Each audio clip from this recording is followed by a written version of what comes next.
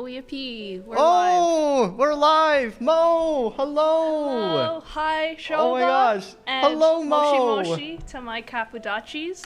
Oh, this is so cool. I can finally see it now. I can finally see we are in the same space. That's Oh yeah. Neat. That That's is neat. first time I've sat in front of an anime character. This is very surreal. I have to say, I like your yellow cardigan. Where'd you get it? Thank you. It's the only clothes I have, and I got it by being isekai'd into this world. It came free with coming to Earth, I guess. It came for. I need to get Shoba's that, you know? 3D model is so realistic. They're big fans of your model. Honestly, I feel like it could be recalibrated a little. So Mo, if you ever wanted to like drag that into Blender and fix the topology, I would be much obliged. You know I got your back. I'd love to do that. Hey, nice, nice. I think the hair sometimes doesn't clip correctly, so. Oh yeah, it's no, always a that makes the struggle. two of us. So yeah. Okay, so yeah, I mean the rigging is crazy. Chat's eating up your 3D model. They love it. But, I'm happy, chat. Yeah, I think we The started blue really disease late. spreads. The blue disease did spread. Luckily, No, you're it not blue didn't. anymore. You're normal now. I'm normal, yeah. I mean, like, honestly, I walked into the studio and everything turned blue for a second, and I got very worried, but it turned back, so, you know, it is what it is. Snot Eater, I saw your newest animation. It was incredible, the one with the coffee mugs. Oh, Snot Eater is in chat? No way. Snot Eater's in chat, Let's oh yeah. go. Snot Alright, Eater is this, like, incredible fan artist, makes such Yes, cool work. Snot Eater Yes. is I mean, I can't be biased. I love all of our fan artists equally, but Snot Eater just creates a lot, and it's all like comedy gold. So Where do you have the time? You have to teach me how you do this, Snot Eater, so please. damn true, so true. All right, so we should do our introductions, and then I think we should just get straight into it because we don't have time to banter because we started late. Due to technical difficulties. So I guess I'll start us off, as this is technically my stream in a sense, but you are the guest, so we'll get to you second. So I am Mo Ayato. I am Simon Fraser University's one of the two first virtual ambassadors, also known as a virtual YouTuber, a VTuber. And yep. Oh my god, my arms are backwards. I don't know how that happened. Oh no, it's okay. It just happens. It just happens. But I am part of the Virtual Ambassador program at Studio Ciet and part of the Interactive Arts and Technology major or program. Oh my goodness, I've been moved. Oh. Oh dear. Oh my god. What is happening? Someone call an exorcist. Oh, no. She's back. No. Oh no. Okay. That was you went from there to there to there again. I'm seeing everything like delayed on like an actual broadcast of the stream, so if there are any problems, I get to it like several seconds later. That's But so fair. yeah, that's me. And shout out Moshi to my Cappudachi's, my viewers, my loyal watchers. And yeah, we are extremely honored to have you here today, Shoba. Thank you. Would you like to introduce yourself? Yeah. So I'm Shoba. My real name is Alpha, which is a whole thing. Yes, I was born with this name. Yes, I have an interesting middle name. Ask me about it later. I'm a background artist. I do a lot of illustration, and I was the person that did the backgrounds in the Studio Ciet debut trailer, which I think we have a file of right here. We do. Okay, yeah. So why don't we play that? I drew all the backgrounds for that. It was great working with obviously the producers and the directors, and it was a fun process for about a month. And outside of that, but we should play the. Oh no, it's still going. Yeah. Right now, my big project is that I'm working on a manga. It's going to be a self-published manga. I'm planning to sell it at conventions. It's called A Canadian's Guide to Making Manga. It is not a how-to book. It is an actual story, and it is about this girl that fights with herself. And on top of that, I'm also a student at Emily Carr University of Art and Design. I'm a fourth-year student, and I am looking to go into illustration for publishing, and also, if I can, backgrounds in animation. So that's a little about me. How are you, Mo? I'm good. I just realized that I'm using the old model that I have, the one before me working on it, which is, I wonder if that's related to some of the jank. Hard to say. Oh God, seeing From the my before elbow times. twisted backwards is crazy. But What do yeah, you mean? that's You're just scratching your back, you know? I'll do it too, if it makes you feel better. We'll do it together, yeah? we can do it together, sure. Okay, let's do it but together. I also wanted to shout out. I believe we have an IAT class, IAT 380, the character design class at SFU. They are with 380. us right now. Like they are I think they're watching the stream like right now in the class, which is crazy. Oh, that's crazy. Educational content. Oh my we- gosh. You Hello, can't say IAT that we're just 380. making. Hi, IAT 380. Hi, guys. I'm excited to be roasting. I mean, I'm excited to be seeing your work later in a future stream, because Professor Susan agreed to it. So it's over for y'all. No. We'll be nice. We'll be nice. I promise. I just have a bit of a I don't have beef, but like. I'm not a big fan of over-designed characters. So what I'll say is like Genshin Impact, not a big fan. There's the But, two yeah. Ayatos, right? There's the under-design. No, sorry, there's the regular design Ayato, and then there's the over-design Ayato. Hey, and that one's in Genshin. neither of the Ayatos are over-designed, okay? It's true. I think that they're pretty solidly designed, personally. They are. Our art Did you know, director Mo? did a pretty good job. Oh yeah. So, Did you know, Mo? yeah. On your debut stream, I was watching with my best friend, and then she's Yeah. like, "Oh man, one of the things I love about the Ayatos is that they're not over-designed and they're very clean." And I'm See? like, I know, right? I know! It's so good. That We is were, one of the problems I have with VTuber designs as well, is that I Yes. feel like a lot of them go absolutely nuts with the accessories. Like they think more is better. And Yeah. I don't agree with that. It's a real thing, and I mean, obviously, I trust that IAT 380 will circumvent all these problems. Will you now? I hope so. I mean, it's a professional, they're being Yeah. taught by someone who knows what they're doing. Shout outs to Susan. So I trust you anyways. completely and implicitly. Yes, exactly. Anyways, so if you're at IAT 380, sound off in the chat, scan the QR code. Feel free to join the chat. I believe you need to be logged into your YouTube account and open it in YouTube to be able to chat. So whatever you want to talk to us, through the chat, you'll have to join on whatever YouTube account you want. But yes, shout outs to you guys. Very excited to work with you guys in future streams.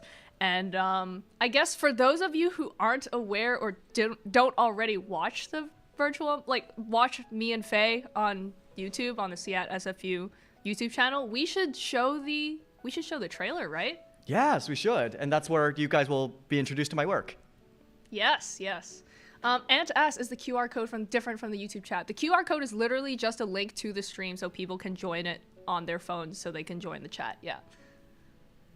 Okay, I think we're good. We shouted out IS380. We've done our little banter and our intros. Let's show that beautiful trailer. The people All need right. to see your work. Shoba the trailer.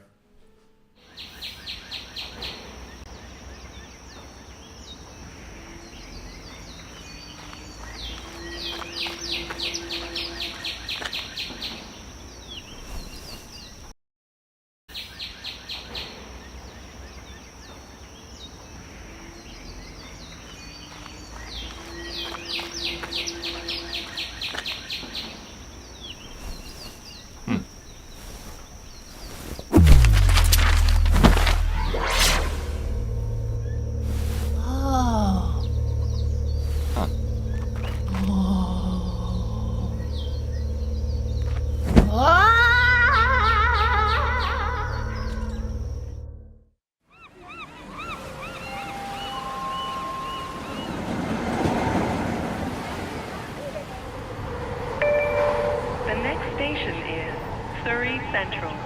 Doors will open on the left.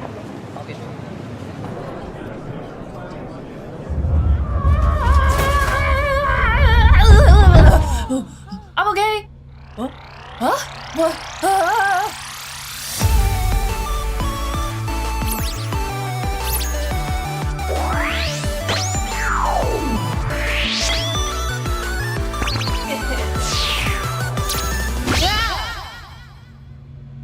Bruh. Sorry, who are you?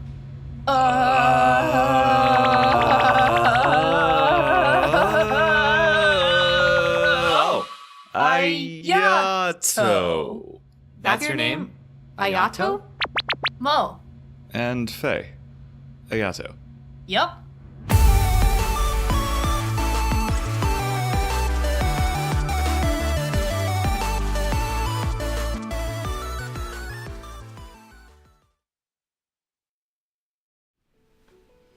Hello, welcome back. We're back. We're back. Hopefully you Back. guys enjoyed that, and hopefully you guys got to drink in Shoba's amazing backgrounds that were in every shot. I mean, Hopefully you guys goodness got to drink gracious. in Mo. I mean, Yeah, that magical girl barely. transformation is my favorite scene personally because I didn't work on it. But yeah, I did all of the backgrounds. I think it was 12 plates.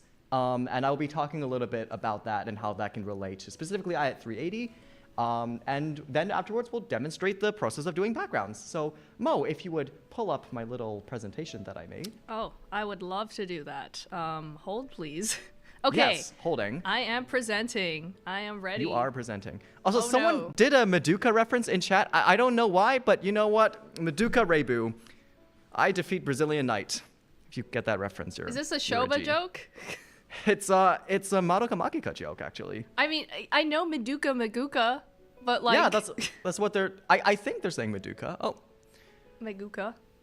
Yeah, someone's also saying, I feel that when characters feel like they're wearing an entire fabric store in their back, it's true. Like, I feel like a lot of characters don't give a lot of consideration as to the weight that they're carrying on themselves. Oh, yeah, And so they're that's so moving true. around very weightlessly, and they have like a giant backpack, and it can kind of break the immersion a lot. And it's also just painful for animators to draw. So, It's yeah, true. you're completely right, Casa. Okay. Where are the slides? They showed my Discord very briefly, but it's okay. It was Yes, just a oh, there we streaming go. Channel. Perfect. Okay, great. Alrighty. Mo Shoba, Mo Show problems. Awesome. Mosho problems. There was a moment where someone uploaded the Solcion's epic key visual to one of the websites, and then I downloaded it, and it downloaded as a JPEG.webp, and I thought I would share Yeah. that with you, just to. Listen, torture this you. is a problem that I don't know. Did you get this file from Discord? Because I don't know what their deal is, but they have been into converting normal file formats into WebPs.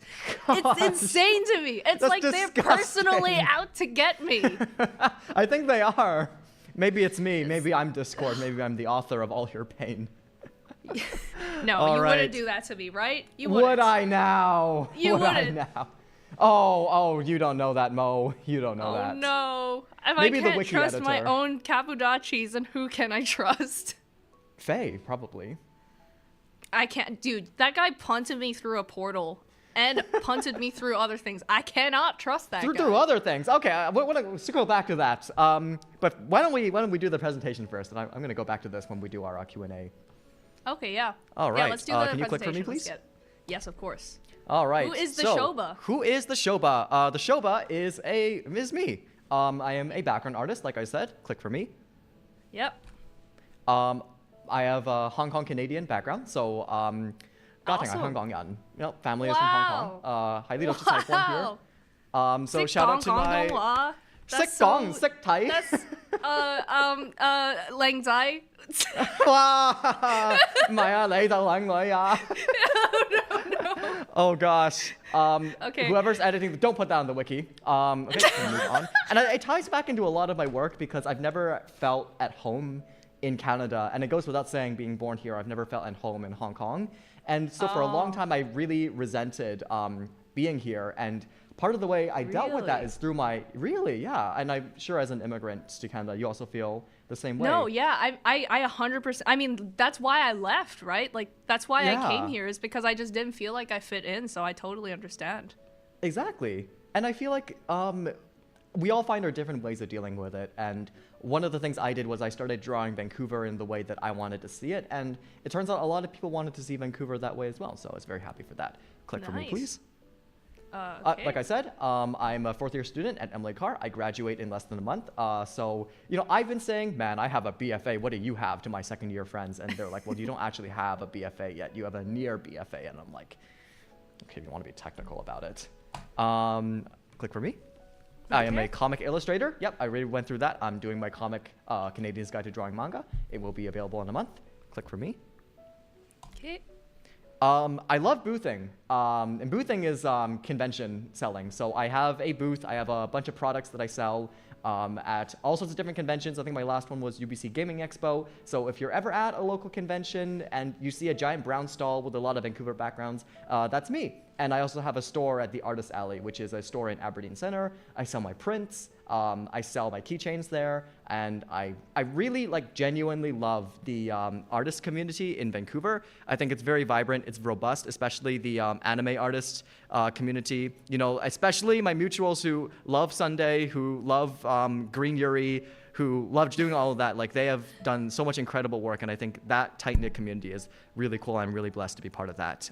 So that is a huge part of my identity. Let's go. Let's go Green Yuri. Let's go Green Yuri fandom. Alrighty. There's a QR code, which I don't know if you can scan because my head's in the way of it. But that will lead you to my website. It will have some stuff. It'll have pictures of my manga. It'll have stuff that I've done, portfolio site. My Instagram is Shoba.art. And because I am a professional, I guess, my LinkedIn is Alpha U. My profile picture looks like this. So yeah, if you want to give me a follow. All right, so those are my credentials. Yes. Click for me. I lived in Japan for 5 months, but the main focus of my work is Vancouver, and I really feel that is because, you ever seen that video, Vancouver Never Plays Itself, by Every Frame Painting? I do know about Every Frame of Painting, but I haven't seen the video. But I'm guessing it's about how every single TV show and movie shoots in Vancouver. Yes, it is. Vancouver's played everything. It's UBC played Harvard, SFU played a military base. They turned downtown into North Korea for one movie, which was very amusing. North Korea? North Korea. Yeah, actually originally it was China, and they changed it to North Korea, which is mind-boggling. I think it's called Red Dawn. You should search it up. Red Dawn. But Vancouver has never played itself, right? And I think that's a real shame because I think, like I said, with our anime community, we have a very vibrant culture here, and you know it's an immigrant culture. We have a very distinct way of life, and I think that a lot of Vancouverites, especially with those of us who like anime, we believe that the interesting stories are all in Japan or somewhere else, right? We watch these things that we really connect to, and we're like, oh, that stuff happens over there. And what I want to do, especially for my fellow second-generation immigrants, is give them the visual language, is give them the vocabulary to contextualize their own Canadian experience. So I am a big believer in, okay, Vancouver needs more art where Vancouver depicts itself, because I think that this new generation who are all living here, who have Asian parents, will be more able to contextualize our own experience, which is very different because we're treading into unprecedented territory where we've really entered this global society. That's and I'm glad that you're part of that as well. Yeah, no, I mean, it was such an honor working with you, and I share your sentiment definitely about wanting more representation of Vancouver as itself, and that's one of the things I love about the trailer is you paid such a beautiful homage to the scenery here when normally it's not the focus, right? Yeah, people try to take away the focus from the scenery, but I think it's quite beautiful. Yeah. Yeah. When the sun is out. When the sun is out. When the sun is. Oh, I mean, no, the rain is kind of cool too, but. That's alrighty. True. That's true. Okay. Yeah. What does the Shoba do? That's a great question. I ask myself this every day. Well, I do background art. Click for me. Yep. An illustrator. Click for me. Okay, this is very redundant. Click for me. Yeah. I am the marketing director at the Emily Carr Anime Club, although I will have to sadly resign in a month. So if anyone wants to take over my position, on account of graduating, right? That's fair. I am a very silly marketing director. I handled the promotion for our Maid Cafe event, which was a great success. And then my latest stunt was turning our entire server into an MPreg server, which was also very fun. Just April Fools, right? Happy April Fools. All right, Sorry. click for me. You know what? I'm not going to ask. No, don't ask. But Just you I'm can not join gonna the ask. server and check later. I know exactly what that is, but I don't know if I can acknowledge that on stream. Shout out to my friends at Emily Carr Anime Club. You guys are great. Also, I'm an art teacher. That is my boring job, on top of being a student. That's an awesome job. It is very fun. I have adult students. Some of them are very mature, 40-year-olds, and then some of them are 3. And the 3-year-olds keep dumping paint into each other's buckets, and I'm like, oh, it's you teach children, little children. I used to, yeah. Right now I tutor like older kids, so if anyone wants my art tutoring, I am more than happy to help you guys out. Send me a DM. Yeah. Yeah, I mean, we're gonna get a sample of that today, right? True, yeah. And I'm looking forward to teaching and being taught by you, Mo. Oh, please. Alrighty. I'm just gonna be learning from you. You're the master here. That's why you're being interviewed. No. I mean, I was learning a lot from the stream where you're drawing Business Daddy. I think you are the character artist of all time. You are. Thank you. Cool. All right. Show at work. I felt, because I didn't know if they were going to show the trailer again, but they did. So I think we can just blitz through this. This is the work I did for the trailer. On this side, that's the cover for my manga. And then up here is some art I did for a short film by director Lydia Rogers. It's called Joel and Obo. It's coming out in a couple months, I think. So I'll let you guys know when that is. It's like a very cartoon style. And then over here is, I don't know if you want to see this, Mo, but it is the representation of your homeworld with the giant, scary, evil citadel. I The mean, racism as capital. bad memories as that brings me, I have to admit that you did an amazing job. So the colors are just thank you. breathtaking. I did my best. It was a sensitive subject. Alrighty. And then over here, this is some personal work. This is Vancouver Convention Center, and it's one of my favorite pieces. And because, you know, Anirivo happens there every year. That's our big anime convention. And then over here is the garbage disposal outside my apartment when I lived in Japan. And then up here is a little self-portrait of me and my OC. So, yeah, That's all my the personal work. garbage disposal. It looks That's beautiful. the garbage disposal, yeah. I have a philosophy where everything can be beautiful, and I really try to hone in on that. Honestly, I respect that a lot. The lighting does a lot of work, though. Thank you, yeah. I mean, Japan is a beautiful country, so. Oh, was that your garbage disposal in Japan? When you In were Japan, there? yeah. Ah, okay, In so it's Japan. garbage disposal, Japan. Garbage disposal, garbage disposal and garbage disposal prefecture, Japan. In garbage that's disposal, awesome. Chomei. Alrighty, Yeah. click for me. Okay. All right. Funny story. I'll blitz through this really quick. How did I get into background art? So it was 3 years ago at this point, actually. In Japan, I was the heart surgeon #1. No, I'm just kidding. So I was living in Canada, right? As I do, because I'm Canadian. And I had someone commission me to do this picture right here. Wow. And it is It's beautiful. Thank you, yes. They had a great idea. They wanted a bunch of clouds and they wanted the moon. And this person was in grade 12 and they were graduating, they were going on. And I created a picture where it's difficult to see, like if I was to draw this again, I would make the character more prominent. But the character is like reaching up, but they don't have a hand, and the moon is like sending a hand down to them. And it was to encourage this person, hey, the things you strive for, imagine that they strive for you as well, which I think is a hopeful message to send. Bottom line, I had a lot of fun drawing this piece. I kind of went buck wild on the clouds. I lost myself like in a Discord call, and by the time I was done with it, you know, after jamming to a lot of music, after like losing myself and drawing these clouds, I was like, wow, that was really fun. Click for me. Yep. And I was like, I want to draw clouds again. So I did a second piece, and this time the motif was Steveston Village, which is in Richmond. It's one of like my favorite place in the city. I have a lot of good memories here. And That's the bougie village, right? I don't know if it's bougie. It's the seaside village. Yeah. I see.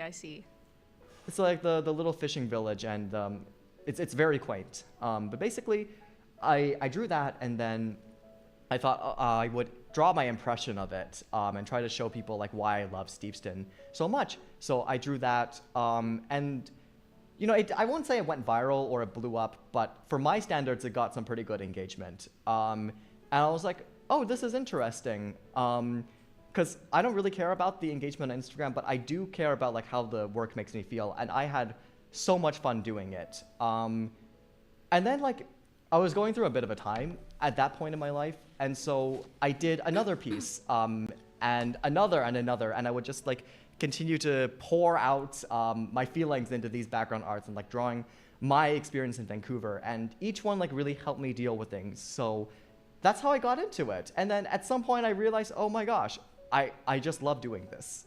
Nice. Yeah. All right, click for me. And I think like one of the reasons why I'm so into it is it's because of those darn stairs. So if you were at my panel at Papapanami, you've heard me talk about the darn stairs before. Basically, there's these stairs in Tokyo at Suga Jinja, and they're the stairs at the end of the movie Your Name takes place in. Have you seen Your Name, Mo? I have seen it. I saw it in. I got to see it in our simulation of theaters, basically. Yeah. Whoa. Sorry, I cannot go into details of how we got that, but don't worry about it. I did watch it. It's a great movie, right? It is. It is. I think it's probably my favorite movie from Shinkai, and that's saying a lot. Yeah, because all his movies are pretty good. Personally, my favorite thing of his is Warm Winter Canada, but... Oh, true. It is. Well, for me, it's Your Name made me cry a lot. So. Oh yeah, I mean, who did it and make cry, right? Yeah. Yeah, if you didn't cry at Your Name, are you like, okay? Anyway, but basically, like people go to these stairs like every year, because they want to make a pilgrimage to it, and it's because not the stairs are important to them, I'm guessing, but because the stairs mean something to them. They attach their memories of this movie.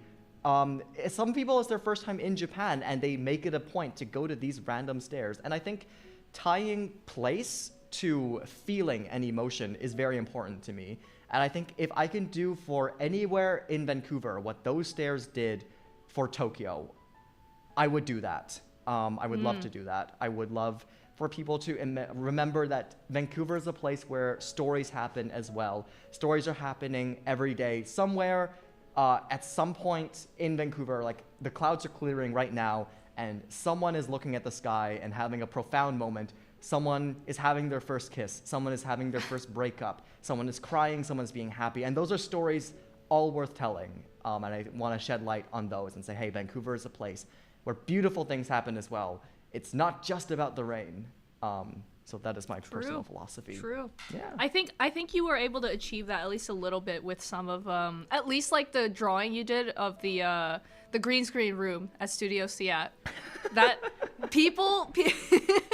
there were people who were working on this project, and when like first the only exposure they had to that room was through your background art, and then they came to the actual place and they had a starstruck moment where they're like, oh my god, this is the place. Oh God, did they now? I'm happy to hear it. That genuinely makes me really happy. Thank you for telling me that. You're welcome. All right. Let's do it. Anime moving pilgrimage on to the green screen room. All right. Yeah, true. Yeah. So why backgrounds? And this is more of an IAT 380 thing, so I'll be addressing this class directly. But you guys are in a character design course. Why do backgrounds? We want to ground the scene, and that is the most important thing. Obviously, when you're doing your character design and you're giving it to your AD, gray background is very good, but you want to be able to draw key art of characters as well, and you want to be able to situate those characters in the space. So that's one of the biggest ones is that we don't want to have characters floating around, and we want to be able to imagine how characters interact with spaces, because knowing how backgrounds are constructed will help inform your practice, given that character design is designing characters for the sake of putting them into environments, and we environment artists are designing this for the sake of the characters. So I think being familiar with both ends of that pipeline is very important. Click for me, please. There's also environmental storytelling. And I think this is like something that gets passed up a lot, but character design, first and foremost, I think personally, correct me if I'm wrong, is a solution to a problem. And the problem is, how do we communicate what this character is about? And similarly, we can boost how that character is feeling. We can push how that character is supposed to be situated in the scene and the emotions of the story by making background art that is communicative, by making art that has atmosphere. So and a good example is this Bochi the Rock art that I did as a commission. And we have their feelings that are like sort of pushed forward by the background. And I think by melding those two things together, you will become an infinitely stronger illustrator. All right, moving forward. It will expand your skill set. I think that as artists, and especially I'm talking mostly to myself, but we are forever students. I think there's always something to learn, and I think that there's always a new discipline to master. And I think being able to, as a character designer, go to your background artists if they're in the building and be like, hey, this is the character, this is the background, like this is their environments, let's see how they'll interact, is very good. And being able to cross-communicate is very important. And it's just nice to know more things as an artist. I think that like you can't really lose art until you become stagnant as an artist. So, you know, if you're always learning, nothing bad can come of that.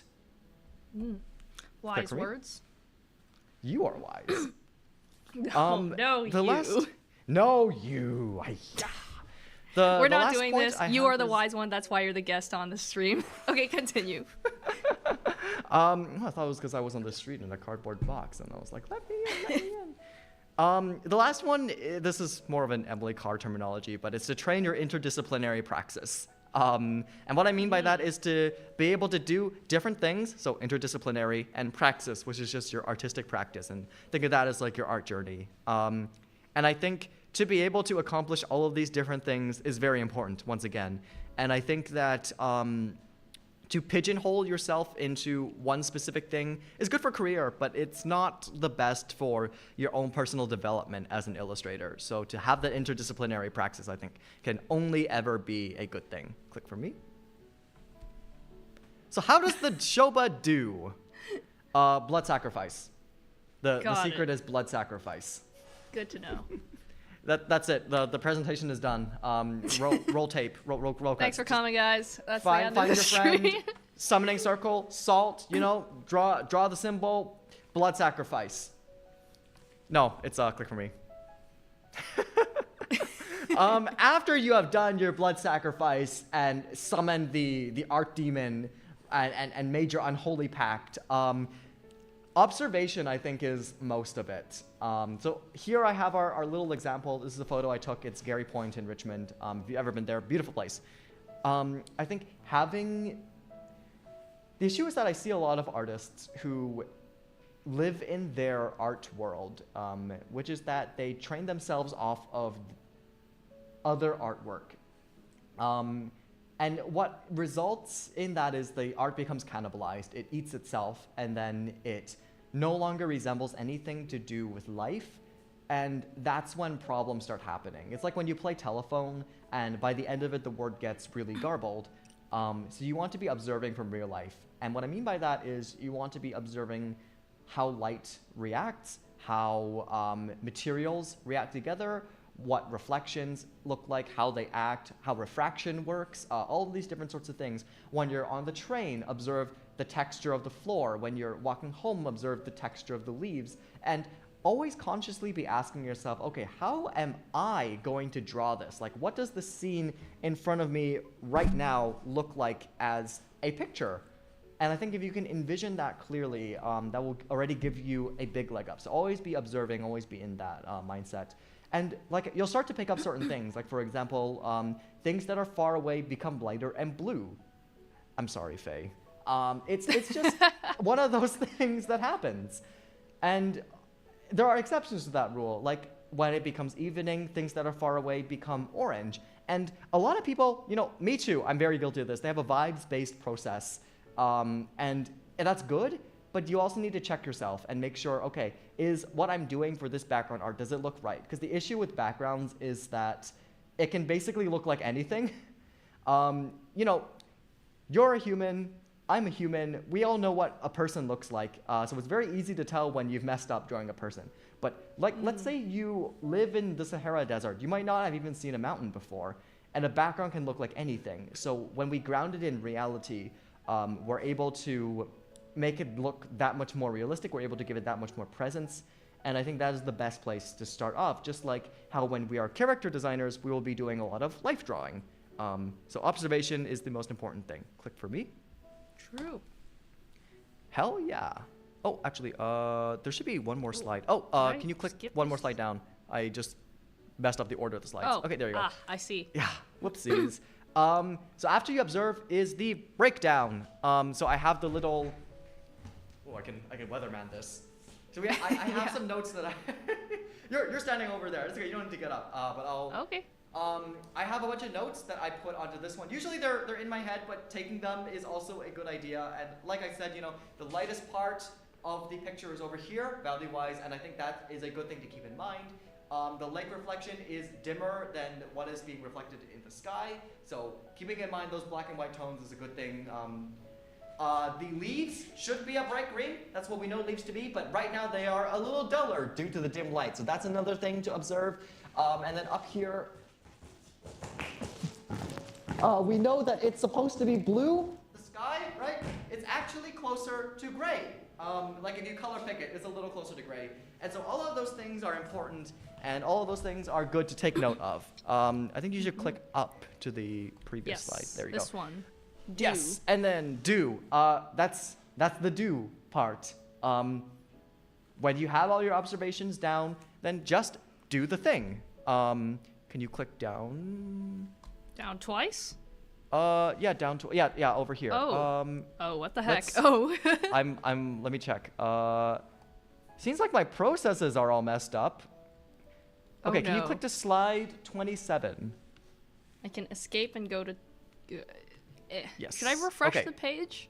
Yeah, actually, let me take one moment and then reorder all of my slides so that it doesn't look so messed up. Okay, it's good. You should Okay. refresh. Okay. Oh, perfect. So this is my very rough color blocking that I did just based on what my observations were, and it's very rough. It's just trying to tell me where everything is, and it's the best stage to make changes. I used to do a lot of lines in my drafting. I still do, but right now I feel it's best to just go in with the color blocking. Obviously, like afterwards, once I have that thumbnail done, because this was just a sketch, I can go in and draw some lines and make sure everything is correct, especially when we're dealing with pieces that require a lot of perspective. Oh yeah, that's another thing. Perspective is important. Grids are cool. I live in grids. Yeah, sorry. I'm a perspective hater. Me too, honestly. It's just one of those things. I hate it. Like, I really do. But you gotta do it because it adds gotta so do much it. to a picture. But Yeah. they're so annoying. It's like what looks like hands, right? Like if you don't do it, it just looks weird. Yeah, true. Yeah. Okay, next slide. Next slide. Okay. So now we're just filling in some of the details, and it's okay to adjust. Like you'll see the change from the first slide to the second slide. I dimmed the blue a little bit, and then I started like making the lake colors a little different, and I also made the shed a little darker. So that's where all this observation comes in, and we're constantly like checking back. New problems arise when we solve old problems. That's all good. Next slide, please. And then I move into the finishing, right? We add the little details with the clouds, and we try to keep it, like we try to work smarter, not harder. So no detail that doesn't need to be there will not be there. And so I have the detail clustered in certain areas, and I just make sure that like when it's in the finishing stage, it's not really the time to be making those big sweeping changes. And there's an extra step that I put in with some pieces, not for this one, but it's the color grading phase, which is where the Shinkai stuff happens, and I will probably show you that later on during the demo. Alrighty. Okay. Click for me, please. Mo, you talked about layer separation when you were Yes. introducing this. Yes. So I wanted to touch briefly on that because I think you mentioned that I have a good layer separation practice. Oh yes, I mean from what I've heard about the process of working on the animated lore trailer, I was told that you did like what I heard from specifically like the animation team and compositing team that were working with your art is that you did an incredible job separating everything that needed to be on separate layers that needed to be animated by themselves. So Did I now? that yeah, and it made things a lot Interesting. easier apparently. Well, thank you. I'm happy to hear it. Yeah.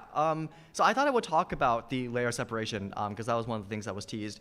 When I was in middle school, I made some very elaborate class presentations with iMovie, and I was trying to do all of these like green screen compositing things. iMovie only allows for 2 layers of compositing.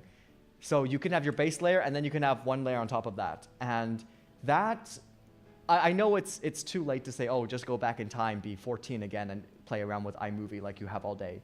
But try, like that was where my layer separation obsession began with. And it was being like, okay, if I can only like chop my thing into 2 layers, then how can I be the most efficient with these layers, right?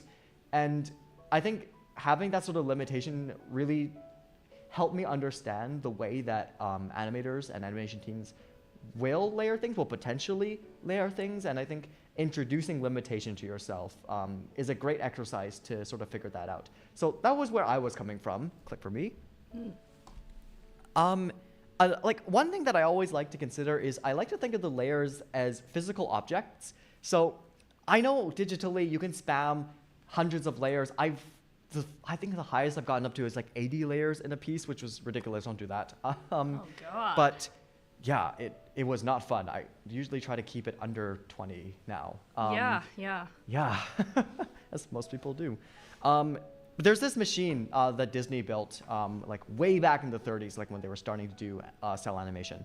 And it's basically this like you load them, like physically load the slide decks into shelves, and then you photograph them. And like that's how they create parallax with the layers. And I like to imagine like my Photoshop or my CSP document is that giant shelf with all of these different stacks on them. And if I envision it that way, it immediately helps me think, okay, this is where XYZ needs to go. So having that visual. And I was very lucky when I went to Japan to actually be able to see one of these. They are ginormous. They are very bulky. And I think introducing that almost psychological pressure to me makes me very afraid. I'm like, okay, is this layer really needed? It's taking up space in the machine. I see. So that is, yeah. So basically, I think like scare yourself. Sorry, that's not very good advice. Scare ourselves. Got it. Scare yourself, Mo. Yes, pressure. Be in a constant... Yes, pressure. Oh, gosh. Did I tell you? When I first got onboarded for the lore trailer, the art director, Chalky, she was like, man, we just want you to be Shinkai Makoto, no pressure. And I was like, okay, no pressure. Hey, you delivered. You delivered. Oh, I'm glad I did. This is one of the funniest things that I'll always remember. All right, click for me, please. Okay, so going back to layer separation, I have 2 methods. I break by object. Click for me. And then I should probably get out of the way of these words. Oh, there we go, nice. I break by object, and I break... Sorry, there we go. I break by object, and I break by plane. What I mean by that is, if there is an object that needs to be in front, obviously, I'm cognizant of that. So not saying that every object needs to have its own layer. Like not every tree needs to be like individually separated. But every object that is significant should be on its own layer so that it can be moved around by people. Because you never know when the compositing team might decide to do something. Like for example, I'm going to sit back down again. Like for example, our compositor wanted to add a shooting star into one of the shots, and that was a last minute change. I didn't plan for that. But because I had separated the building from the sky from the clouds, it was very easy for him to be able to do that. So that's the one, and then you break by plane. So, you know, obviously we have your foregrounds, your middle grounds, your backgrounds, and we break by plane like that. And I think doing that is very important. You know, you obviously don't want to have your foreground and your midground smushed together because it disallows your compositor to do parallax. So I think thinking to yourself very clearly, okay, where are the different planes in this piece will also help for layer separation. Alrighty, click for me, please. The word of the day is to be meticulous, but not granular. And what I mean by this is meticulous is you want to be very careful. You don't want to let any detail slip by you. You want to be asking yourself, like, put yourself in the animator's shoes. Put yourself in the compositor's shoes. Think, how is the person who's going to be taking this file, how are they going to use my work? And you want to consider all those possibilities, and then you want to build them into that background file. Not granular is, I see a lot of people who will separate things too much. They'll be like, okay, what if, like, for example, if I had this like USB dongle, they'd be like, oh, what if the compositor needs to like adjust the positioning of this wire and then this like plug thing and then this little tip, and I'm like, it's okay. You don't need to be that granular. Like, do put yourself in their shoes. Imagine, is too much information going to confuse them? You know, compositors and animators already have a hard enough job as it is, and you don't want to be overloading them with too much extra information. So pare that down, and that's why it helps to have friends who do animation and compositing as a background artist, because you know like what the before and the after stages are. For sure. Okay. Click for me. Alrighty, and I think now we will be demonstration moving time. into the demonstration. No, there's not the demonstration. There's more. There's more slides. Sorry. Oh, there's more slides. And the lecture Oops. continues. There's one more, and then we'll go into the demonstration. Okay. What? Oh, actually, two more sections. We are on slide 35 of 48. What Okay. tools does the Shoba use? Photoshop. Grr. I do not like Photoshop. Adobe. I don't know how much I can say. I feel like Adobe is one of those things that we're all stuck with because the old guard uses it, and it's great. Don't get me wrong. There's so many like wonderful things I can do with Photoshop, but I hate paying subscription fees. I hate the whole thing with like Adobe Firefly. Yep. Adobe is they keep finding ways to rip us off and charge us more money for frankly worse versions of the same product. But it So is the true. industry standard. It's So true. gosh. But the fact that I can like edit something in Photoshop and then drag it into CSP and then drag it into InDesign and then drag it into Premiere is like, I get it. I do. But also, you yeah, get it's me, just right, Mo? it's so predatory. It's so predatory, but I understand it's what we're stuck with. do you have an Adobe rant? I want to hear your thoughts on Adobe. I would love to, but we are running short on time since yes, we started okay, late. let's- So We're gonna truck through. All another right. time, I promise. Another time. Click for me. All right. CSP. Wahoo! Clip Studio. Wahoo! You love CSP. I love CSP. Everyone here probably uses CSP. It needs no introduction. It's great. Their comic features are amazing. I learned about their texture brushes the other day. I've been having a field day with that one. Their nothing but animation good tools are things. so good too. So good. Did you guys know we animated the lore trailer on CSP? That's right. Yeah. Yeah. I Oh, was also the for only people who person- don't oh, yeah. know what CSP stands for, it stands for Clip Studio Clip Paint. Studio Paint. Yes. Clip Studio Paint. I think I was actually the only one in that entire team that was using Photoshop, but we all had to submit them in PSDs anyway. Yeah. Yeah. Click for me. Okay. Phone camera. As a digital artist, I don't need to use many tools, so I just have my phone camera on me. You know, I'm taking photos of interesting things. Doesn't have to be a good camera, but just as those references. Click for me. Nice. Traditional tools. I have a notepad, super quick thumbnails. Just jot them down anytime I have an idea for a composition.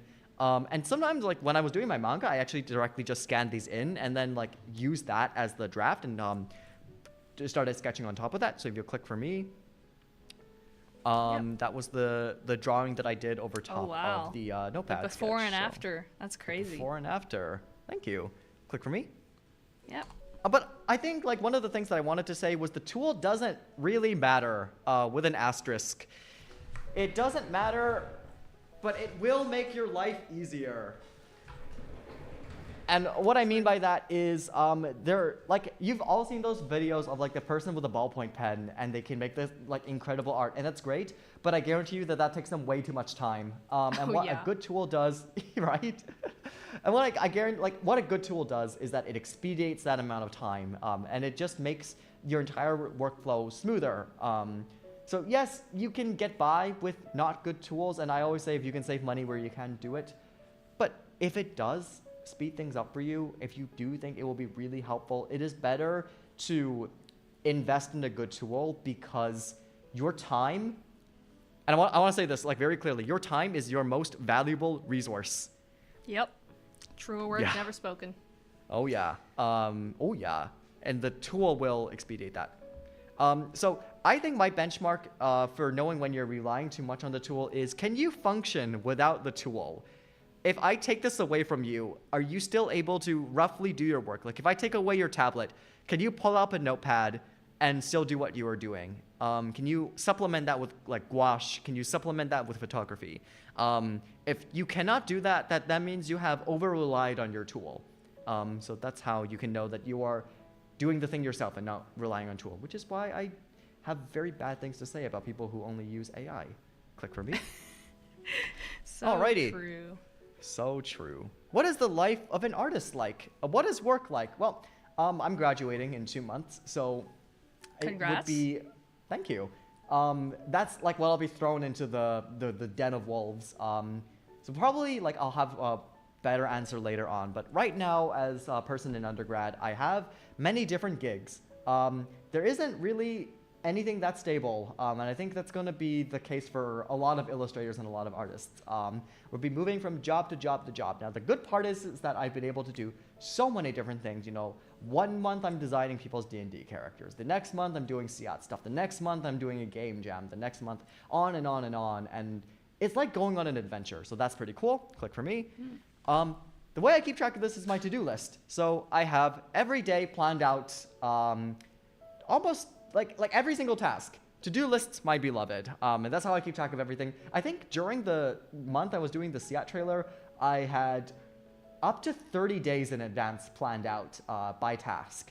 And Oh my that was very goodness. useful for me. Time Wow. management, oh gosh.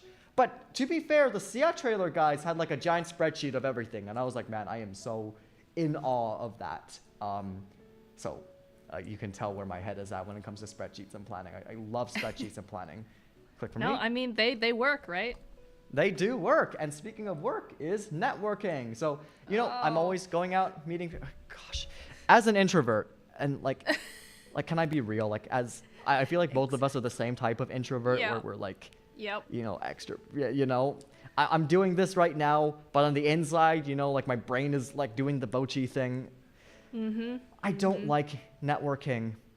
But I do like meeting people. I do love meeting all these new different artists. And a lot of my day is spent networking. And like genuinely, like when you get into it and you meet a really cool person, that is so fun.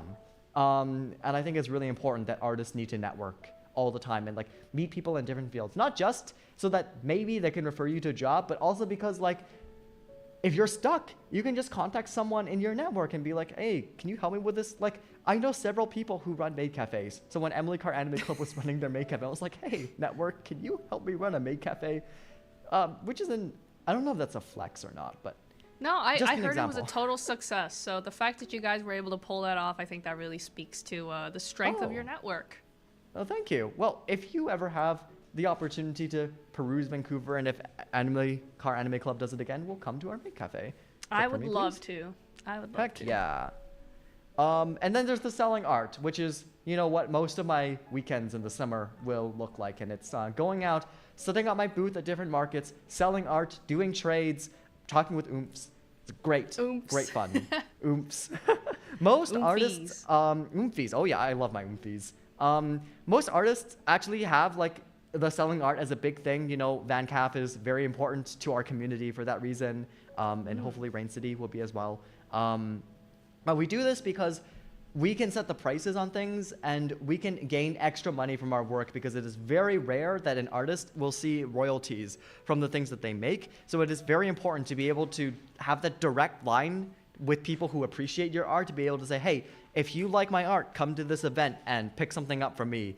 And it's also just good to like control the outflow of your product because like you can compete with people who are stealing your work.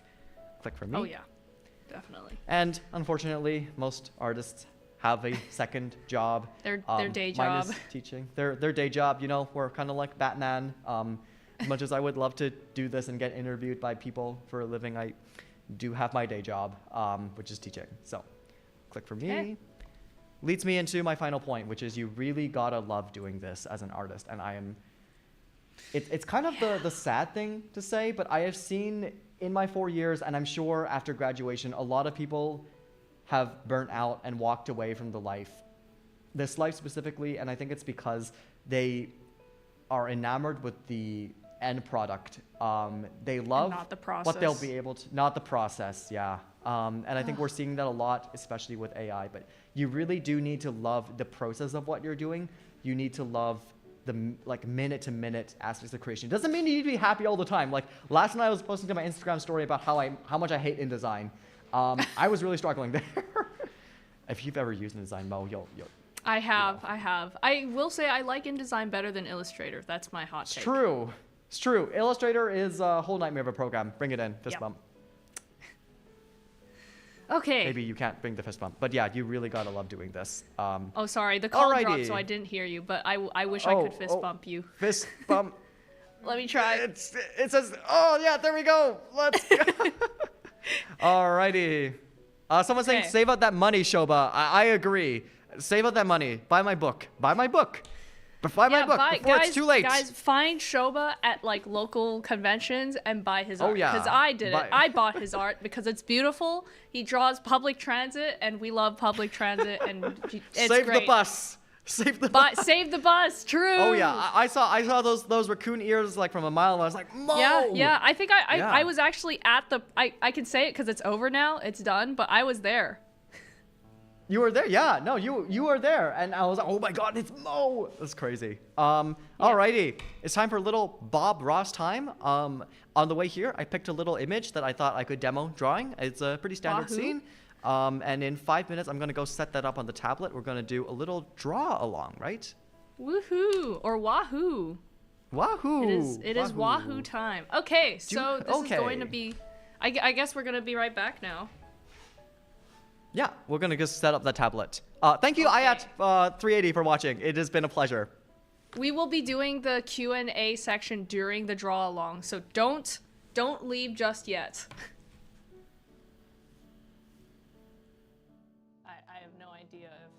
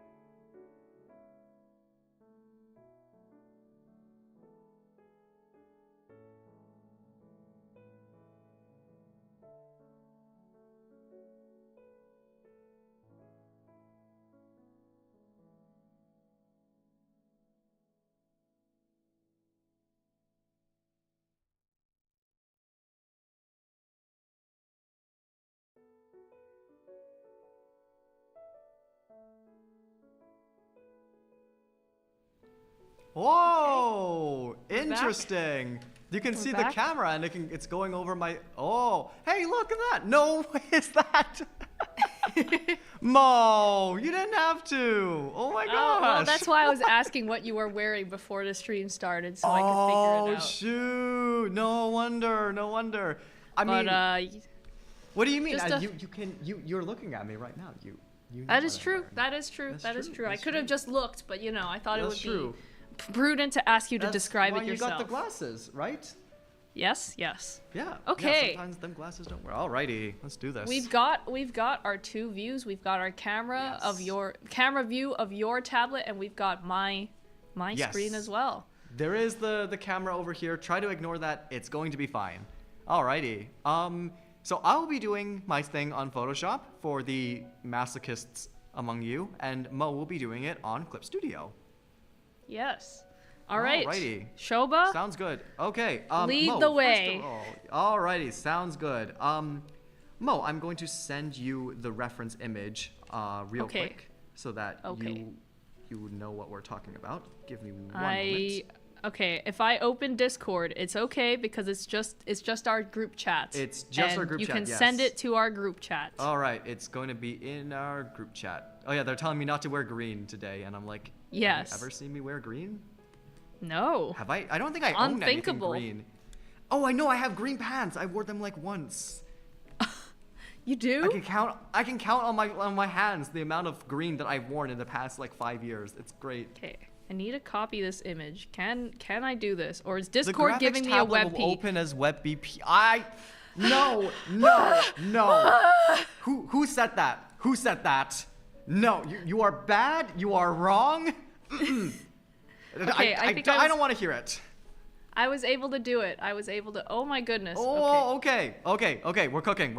All right. I'm gonna open up my new file. What should the DPI on this be? So Doesn't matter. how should this be the size of my canvas? Yes. I think we should do this landscape format. And Okay. it doesn't need to be sized exactly. You know, if we were doing this for animation, then it would be 3860 by 2140. Thank you, Stream Tech. So I think actually we should do that. So 3860 by 2140. Okay. Mine was 3840 1080p by default. Sorry. 3840 2160. 3840 2160. 2160. Okay. I had this issue on another game that I was working on where we had a typo and we inputted everything wrong and everyone had to resize their backgrounds. And it happens because these numbers are like literally the same number. That's why I don't go to school for math.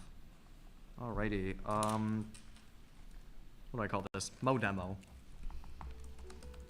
Okay, perfect. All right. For the viewers at home, I'm not gonna drag in our reference image. You can see it. Perfecto. Okay. First of all, we just want to run some simple observations on these. Chief of all, I think we should be looking at the color and we should be looking at the lighting. So when I look at this, I'm seeing sort of three major blocks, right? We have this over here becomes, or actually it's more like this over here becomes one block, and it's mostly gray. This over here becomes the second block. Do you use a color picker? I do not color pick usually. Okay, Sometimes I got will it. if it's like a task that requires it, but I am one of those people where I'm like, I should be training my own skills. But obviously, Yeah, if there's like a I palette agree. that, yeah, if there's a palette that someone else is using and you know I want to match those colors exactly, like obviously I do. But for something like this, I would not be using a color picker. Alrighty, so let's imagine that these blocks are probably pared down, and I think imagining it the simplest way it could possibly be is a good idea. So just looking at it, we don't need to do it exactly. We can flub some of the details, but I just want to make it. That's not the right color. This is better. Also, if there's anyone in the chat, Mo, if there's anyone saying anything interesting, feel free yes. to read it, and I will respond. Yes. There are three Yes. questions already if you want to answer them Okay, now. let me finish up this, explaining like how we're gonna draft this thing, and then I will go into it. Okay, So, I'm just trying to pairing copy this you as now- best as I can. all good, all good. I mean, like this is just sort of like my demo of how I'm thinking. So it's all good if you don't copy like the specific stage, but I think this is the absolute simplest I can pare down our reference image and still have it readable. And so I think if we keep this in mind, this is what we want to go for. And everything else is going to be an extraneity added onto that. So let's do some more observations, some more research so that we really make sure we understand it. If I just go image adjust color balance black and white, where are our lightest values? And we notice our lightest values are probably here and here. There's some light values on these buildings, but this building is quite dark. It stands out against the background. And then, what is the value between this? Okay, so this is lighter. And this is darker. When we want to make sure that this gradients from light into dark. Okay. So I think that's what we're going to do. And then also remember that we have like these light lines going over here, another light line going here, and then Science World is catching the light, Rogers Arena is catching the light, and then we have like very nice gradient over here. I don't know if I'll do the cars, but if I do, then this car is also catching the light like this. And then there are some nice shadows that are going on. So that is our lightness figured out. Okay. And I think we are ready to start. All right, Mo. My next thing is I'm probably going to start doing a color blocking for real. Now, I do not trace. I don't believe in tracing, so most of this will probably just be me referencing this image and going for the very simple color blocking. It will look something like this, just a little more detailed, but let's go and let's try to figure... Oh, look at that! Yours actually looks a lot better than mine. No, let's no, go and let's try to... I suck. I'm just No, following do. what you're whoa, doing. Whoa, you don't suck. Don't say that. You don't suck, Mo. Listen, at least when it comes to backgrounds, I just wing it and pray. It's true. I kneel to you. Me I too. defer to you. I will do my best. Oh, actually, for the people at home, I should do one more thing. I should do a perspective check. Real quick. Where's the ground? The ground is, and this is the best question I always ask is where's the ground, because from there we can identify the vanishing point. So the ground is kind of here, which means these lines are all going like this, which probably implies our vanishing point is somewhere here, right? Wait. And so. Oh, okay. I see. The vanishing point is like Yeah. way off to the side. Way off over here, and then the intersection goes over here, and then we have vertical lines going over here as well. So if we fill it in, then I think our perspective grid will look something like this. Then we can verify by checking the angle of these buildings. I am correct. Okay, so that is our perspective grid, and everything should kind of align to this grid. So if we were doing a line like this, it would be going over here. Should probably put this in a different color.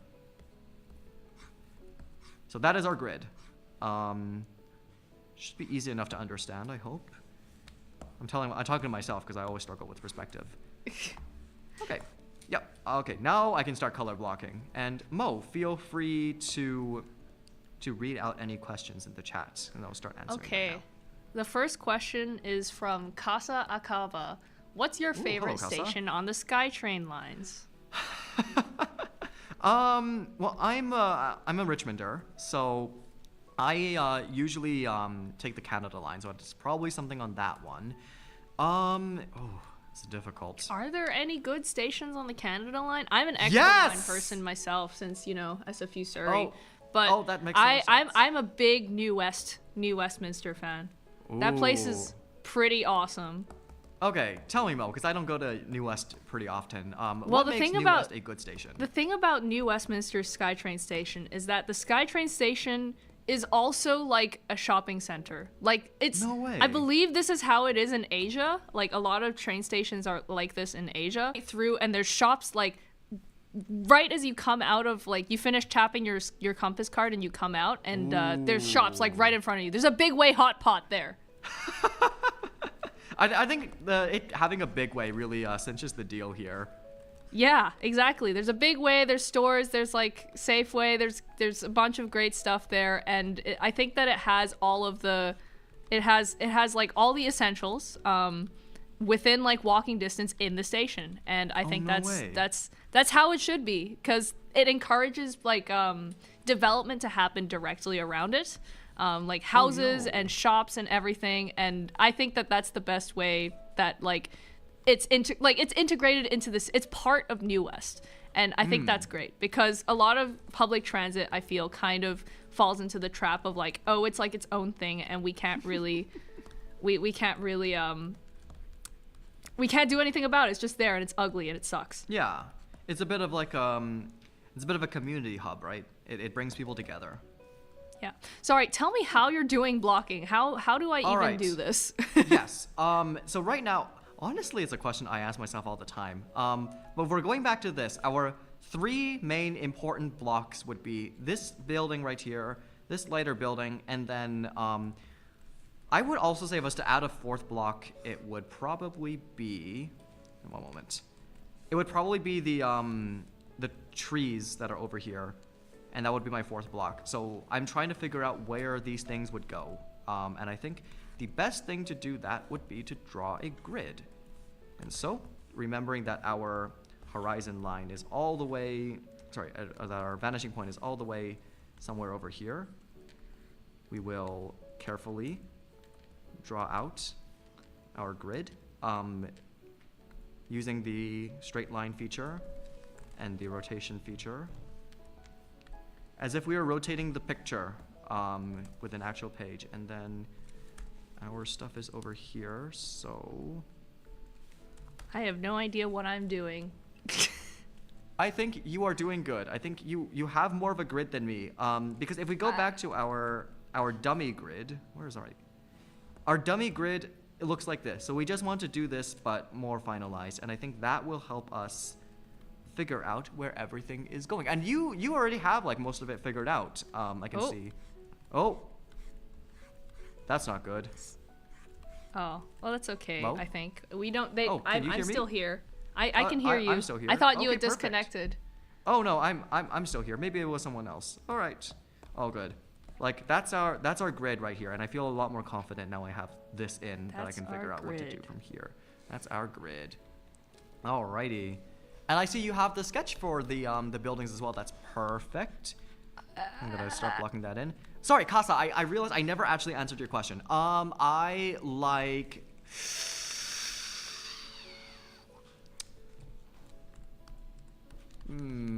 Aberdeen. Aberdeen is good. It's good for the exact same reasons that Mo listed. It Yeah, but also here's has the a thing though. shopping mall. Aberdeen's mall isn't integrated directly into the train station. They're no, two actually. different things. They're like No. right next to each other, but I don't think it's not in the same way that New West is. Because when I say this, the train literally runs through the middle of the mall. That's what I mean. It's actually quite it's actually not bad because you can go directly from the Aberdeen SkyTrain like right into Aberdeen Square. Like there is that direct. I guess. Okay, like no, it's fair because like see, here's the thing: is that first of all, Aberdeen Square doesn't really have anything in it, and then second of all,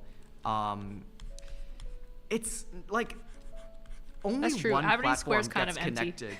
It is kind of empty, but like I think my big beef is like I gotta demonstrate to you guys. If this is like the train line, one train runs like this, and then one train runs like this, like the only connecting path into Aberdeen Square is like through here. So if I'm over here, what am I supposed to do? I have to go all the way down and then go all the way back up and like go through Aberdeen Square. Like it's disgusting. They should fix that. They should build a bridge across the Wait, tracks. Like, if that's it's my big disgusting, beef. then why did you name it as your favorite SkyTrain? That's a good question because it's better than the other ones. The other one being? Richmond Brickhouse, Lansdowne, Yeah, those Bridgeport, suck. Capstan. Those I don't know. It's like maybe I would like Bridgeport more if I had a gambling addiction, but I don't. So default is Aberdeen, and also I have a good friend. We meet at Aberdeen all the time. At least I do when they're in the country. So that's my answer. Aberdeen. I like the Aberdeens. Okay, next question. The next question is from Distant Meyer, and it says, any general advice for speeding up your work process and not spending all day on everything, especially when it comes to more gosh. open-ended things? Okay. Yeah, I can speak to this.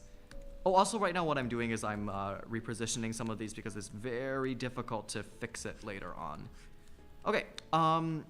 Yeah. No, I can absolutely speak to this. So, I think for me, I have a to-do list, and that absolutely helps because I can very quickly see, okay, this is everything that I need to do for this day. But when it comes to speeding up the work process, I think just do it more. Figure out what tasks take the longest, and then find specific ways to pare down those individual tasks to take shorter amounts of time. And that could be anything, but I think like you really just got to do it, and you really just got to experiment with new ways of doing things. Like if you find a way that works for you, ask yourself, okay, in this piece, can I do it in a faster way? And if you can, then switch to that way. So I think like you're never going to get faster if you don't innovate, and if you don't like experiment. So that is what I would say. And then also like no project is ever created under ideal circumstances. So you want to be constantly asking yourself, hey, if I had to sacrifice one part of this project, what would I sacrifice? And I tell my friends this all the time, and it pains me to tell this to my friends all the time, but it's true. Like if you had to sacrifice one part of this project, what would you sacrifice? So that would be what I would say. And it's okay because yeah. Oh yes, please continue. No, I was saying like because your final product is still going to be cool. Like people don't know the sacrifices you make, so just figure out like like know that your final vision is not going to align with your initial vision, and that is perfectly okay. Yeah, what he All said. right. Mo, you had something to say, right? I didn't really. My advice for speeding up the work process, I don't have any. I just kind of hunker down and I'm like, I gotta do it. So lock in, right? Yeah. It's not good advice though. No, it is good advice. Like sometimes you really just need to like shut everything off and like do the work and then come back later. I am really lost on what to do with this white building. Like I'm not sure how to get it matching the right. It is a disgusting shape. Yeah, I'm like looking at it and trying to make sense of this. there's so much going on. Okay, let's break it down right now. This white building. What is the first and foremost shape on this building? It would be right. Hold on. It would be right here, like this. No, red line. Red line. This red line is the highest, like most front thing, followed by this rectangle, followed by this block, followed by this block, followed by this block, followed by this block, which extends into this, going into here, and then this block is the same as this block, and then goes into this, goes into this, goes into this. It's and just so you can got see, so many layers. It is the most disgusting looking thing. Like if there's a number like 1, 2, 3, 4, 5, 6, 7, 3, probably 8, probably 9. Oh, and none of that matters because we can pare this thing down into a series of lights and shadows. And what I mean by that is we have these shadows, right, going on this side. We have some shadows going over here on the side of the building, and then we have our light spots, and those are mostly your light bouncing off like right here, right? So sometimes when it is approximately within the shape of the building, like that is all that matters. So don't worry about that for now. Don't worry about getting it so exact. As long as we have something that's approximately in that shape, and we can go back later on. Right now, the only thing that we're worried about is making sure that everything is where it is supposed to be, and that it is the same value that it is supposed to be. And for my layer separation, I have our street as a layer, I have our big buildings as a layer, I have our small buildings as a layer, and I think Science World will be a layer above that. The tube will be a layer above that. And the trees will be their own layer. So that is how I am doing my separations right now. Okay. So we're still in the color blocking phase, which means so does that include like blocking out like where the light and stuff is? Yeah. If you want to do that like now, that is a perfect idea. It is a bit of an intuitive process, so we are good. I will try. But if you don't want to block out where the light is, again, like having it very undetailed, also a great start. I think as long as we have this base to go off of, then we can start to ask, okay, what details can we put in later on? But light is important, color is important, these windows are not important. You know, like this grate is not important. This sign is not important. Okay. So we can omit that. Yeah. What is the next question? The next question is from Yomogi Dango. Ooh, Did you learn Yomogi! skills? Yes, it's Yomogi. Did you learn skills at Emily Carr? Did you feel that you truly improved? By the way, I want to visit Emily Carr if possible. Oh my gosh. Oh, what a thing to say. Okay. I can't love answer Emily this. This is Carr. all you. This is all me. Okay. I love Emily Carr. I think that people need to have a realistic opinion about it, in that it is a theory school. People come here and they're very surprised because they are quite light on technical skill. A lot of it is theories of art. If you want to have like a very critical abstract art practice, if you want to examine like post-colonial epistemological ways of knowing in indigeneity, then, and I'm not mocking that because I'm taking that class right now and it's very interesting. Go to Emily Carr. But if you want a more hands-on approach, I would say VFS or CAP is a better school, especially if you want to go into the industry. That being said, keep in mind two things. One is that the industry sucks right now. No IP is being bought, so nothing's being made. So that might affect like how you want to take this. And the other thing that I would like you to keep in mind is that Emily Carr has a fantastic illustration program. We have amazing people coming out of there like Yejin Park, Jesse Draws, like really, really skilled people who are doing illustration work for big names like Wizards of the Coast and Skybound like right now. So it depends on the program. But if you want to go to Emily Carr for like animation, I would say there are other options to consider. What I will say is that at Emily Carr, I had a much better understanding of what art is. I got to expand my horizons. I got to talk with people. And most importantly, I got out of my shell as an introvert. And for that, I will always love Emily Carr. Yeah, you'll be talking with all sorts of artists. It is a very safe space. And that I admire a lot. Very touching, nice story. A lot of my stories end up being tearjerkers, unfortunately. I don't know why. I feel compulsed to do it. I'll be like, I went to the bank to write a check, and I realized something about the nature of our world and writing and how communication works. There is the I don't half. like this. The Yes. second half of Yomogi's question, which is, did you Yes. feel that you've improved? I presume at art. Oh yes, absolutely, absolutely. Hold on, I'm gonna pull up some old art. Like 1,000%. I don't know if it's because of Emily Carr or if I was just like practicing every day and therefore progressing linearly. But what's a picture that I can? Oh my God, this is old work. This is super old work. It's How it's long not ago is great. it from? Like when's it from? This is from 2021. But let me see if I can find like oh my gosh, here's a character sheet that I did in 2021. The hands are all wrong, the colors are very bad and also quite muddy. There's not enough recognizability for anything, and these variations are simply not the same, and all of these it's just not good. It's my just God, not good. that's your art from 2021? From 2021. Let's see what else. 2021 wasn't that long ago. It wasn't that long ago. This is a sketch that I did. Oh gosh. Wonderful Woman, but what is going on here? It's my Sailor Moon redraw from 2021. Oh, I have to show the where is it? Oh, here it is.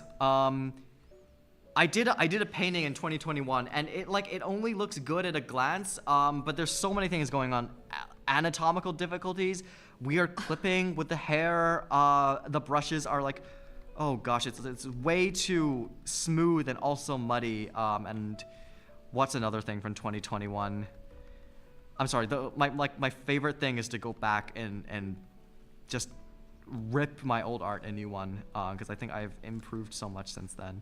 Yeah, you really I'll have. I literally one would more. not have guessed that's the same artist. Oh. Like that's insane. There's You've a lot become going on. so professional and so cracked. Like, oh my Thank gosh. you. You are very kind, Mo. Okay, so what I have going on here is that I've started to block in some of the lighting because that was very intuitive to me to start doing. because I can see some of that going on over here, and I can see Roger's arena is also catching some of that. And I think now we're starting to see this take shape. Obviously the beginning stages of it are going to be way longer and way more scuffed than the end stages. And I see your blocking is also going great as well.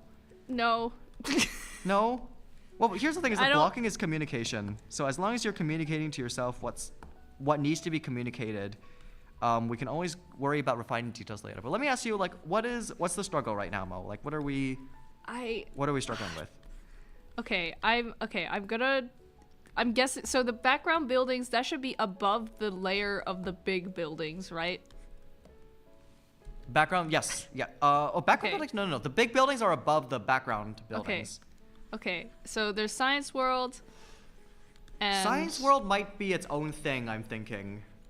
Just because it's prominent, and I might want to adjust the position of it later on. Like, knowing my own workflow, but that might be different for you. I'll be honest with you, I do not have a process for this. I have no idea what's going on. Honestly, Mo, that's so valid. I think we're all figuring out the process right now, and my process changes from piece to piece. It is all good. Why don't we do it? How did you figure out the skyline? Like, how did you? Because, like, I'm guessing since you're not tracing, you're just kind of like looking at it, but like, yeah, you're eyeball. So are you just kind of like filling in the gaps? Yeah. I am eyeballing it, and if I find there is like something that's not working, I am going and I am adjusting it, which is why the layers are important. But the surefire way to do it, and this is a thing that a lot of oil painters do, is that they will draw the grid. I love the grid. I live in grids. And that will probably tell you very easily where everything is supposed to be. I skipped the grid part. That's okay. We can always draw the grid in after.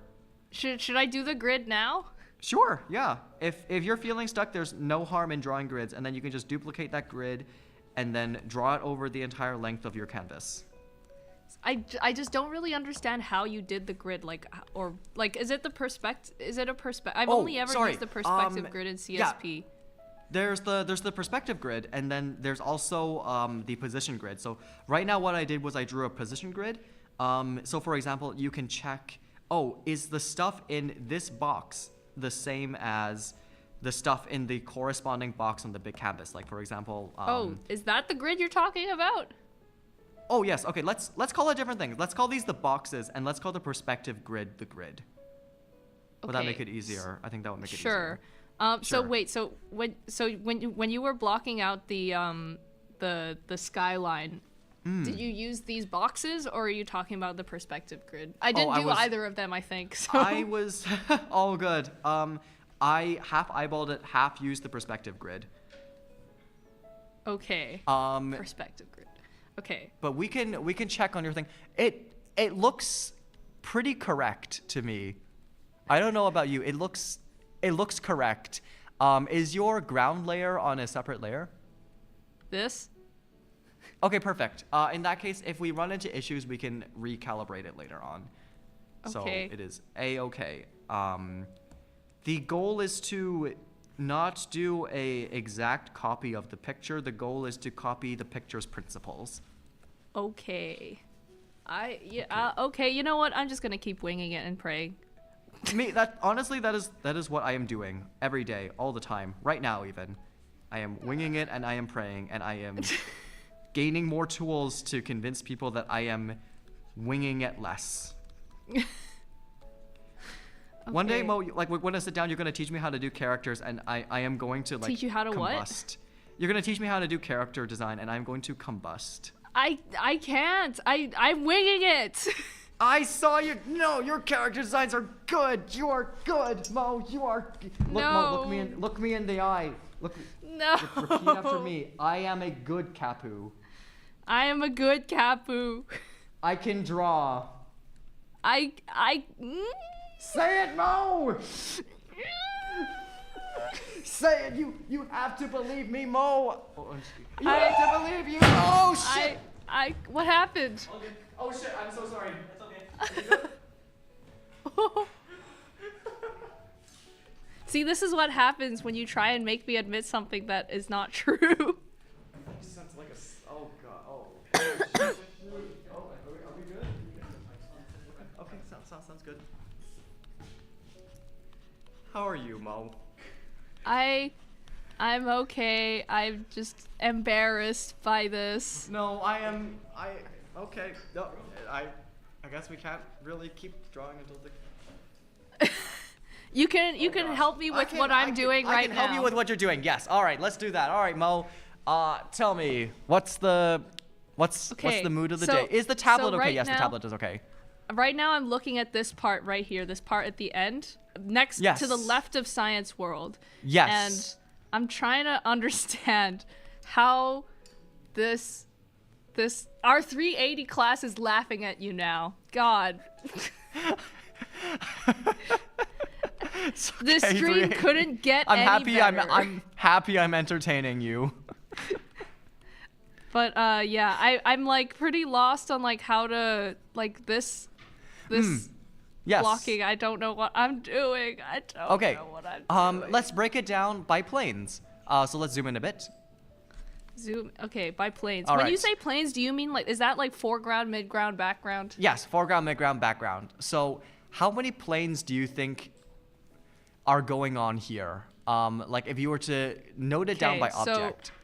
So there's I for me I would put all these buildings in the skyline on like one. That's kind of what I've already done is they're all Yeah. on one layer. And then And I it's have the looking pretty good. trees in front of it with the park and then there's the concrete road. Yeah, I think that is correct. I think having the trees as their own thing is pretty important because we want to be able to affect or paint on the building separately, right? Okay. And also the trees are much closer to us. So let's say that we're handing this over to a compositor to do parallax in. We can obviously put that in. So that's good. And the car, if we are doing the car, it would also be important to have that. Should we put the car? Can I delete the car? I think it's kind of unsightly. I also don't want to put the car. I think it's also unsightly, and I think we are probably going to do that because we are also Yippee. running a little tight on time. We are. Oh, actually, we should probably focus on answering questions to be honest. Yes. All right. Let's do some question answering right now. I Yeah, will keep while drawing. we- when you yeah. put back the stream, We'll there will be we'll more keep stuff to look drawing at. and answer questions Answering the while questions, we wait yes. for. Yeah. Yes. Okay. Yes. So the next question is from Random Meme Boy. Number 1, how do I start networking IRL and online? Oh gosh, I feel you. There are networking events that you can go to. I know Spark Animation, if you want to get into games or animation, usually does a lot of them. You can ask, literally, like, go on LinkedIn and ask people, do you want a coffee chat? Research what they do and then ask them about that. It's really weird. As an introvert, it goes against like the every core of my being to do that. It is also the best way to do it, and it ensures that people know you. There are usually town halls and pubs that animators go to, and those are also great. You can go, you can have a drink, you can talk to animators. You can say, hey, I'm an up and comer. That's also fun. So you can also do that. Okay. Yeah, so that's what I say. And then also when it's online, you might not get a response, but it's even easier because you can find anyone in the world. And usually you can go and tell a professional in the field that you want, hey, I loved your work on da-da-da-da-da, and see if you can strike a conversation that way. Would you mind giving me a portfolio review is the best question to ask. Some people will refuse you, some people will not. It really is a numbers game. I see. The second question from Random Meme Boy is how to use social media for posting art. Right now, I feel like I'm alone in art, both IRL and online, just posting into the void. I feel you. When I was in high school, I felt the exact same way. I would get 3 likes per thing, and I felt like no one was listening. I also did a manga in high school.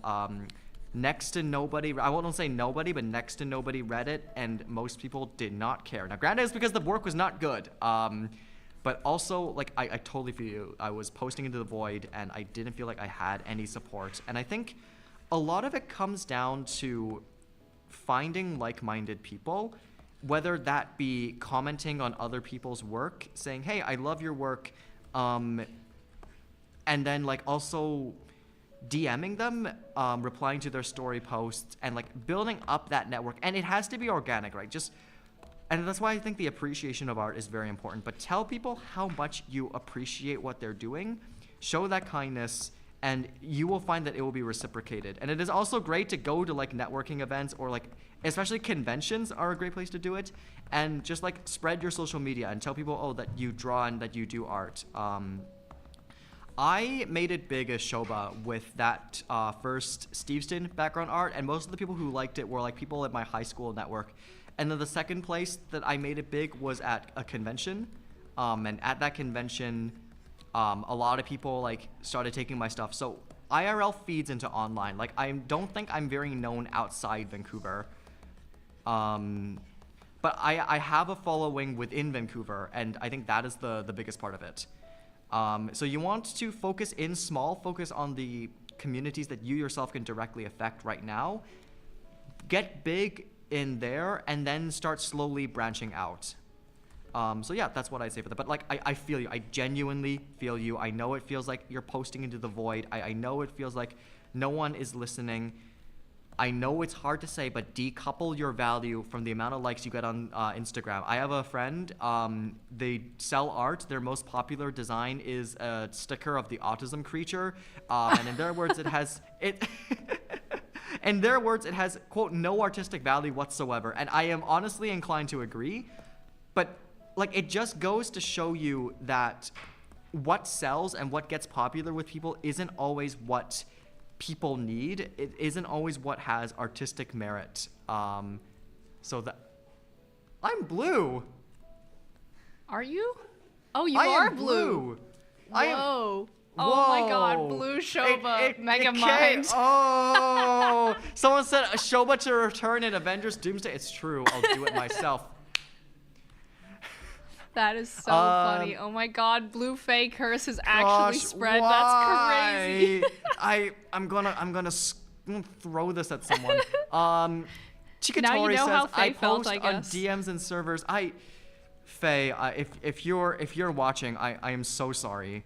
Chikatori says I post on DMs and servers. That is a great place to do it. Actually, I get most of my commissions after I post things on Discord. I actually my first, like the way I got the Seat gig was Chalky saw my work on the UBC Annie Discord, I think, because I was constantly posting my stuff there, and I think that is a great place to go for it. Yeah, really?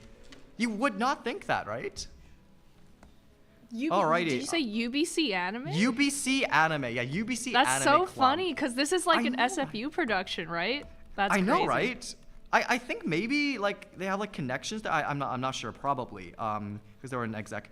Oh, I'm okay, Mo, surprised so it wasn't through like your boothing, because you really have a presence at like booths. It I was think. probably also that as well. I think it was a combination of the two of them. Like, probably what Sorry. happened was they knew me through the boothing, and then they had that like additional brand recognition through the Discord. So like being on the true, multiple true. places sounds about correct. Obviously we Yeah. can't like go out and ask Chalky right now, but Yeah. next time I see her, I'll ask for you. For sure. Or I can always shoot a DM, but yeah, that's Oh, yeah. wild. Oh, now your You screen have Chalky is in green. DMs? That's crazy. Now my screen is That's so green screen trippy. behind me. I got a green screen in front of me. It's more of a teal. I trippy. see. That's crazy. Alrighty.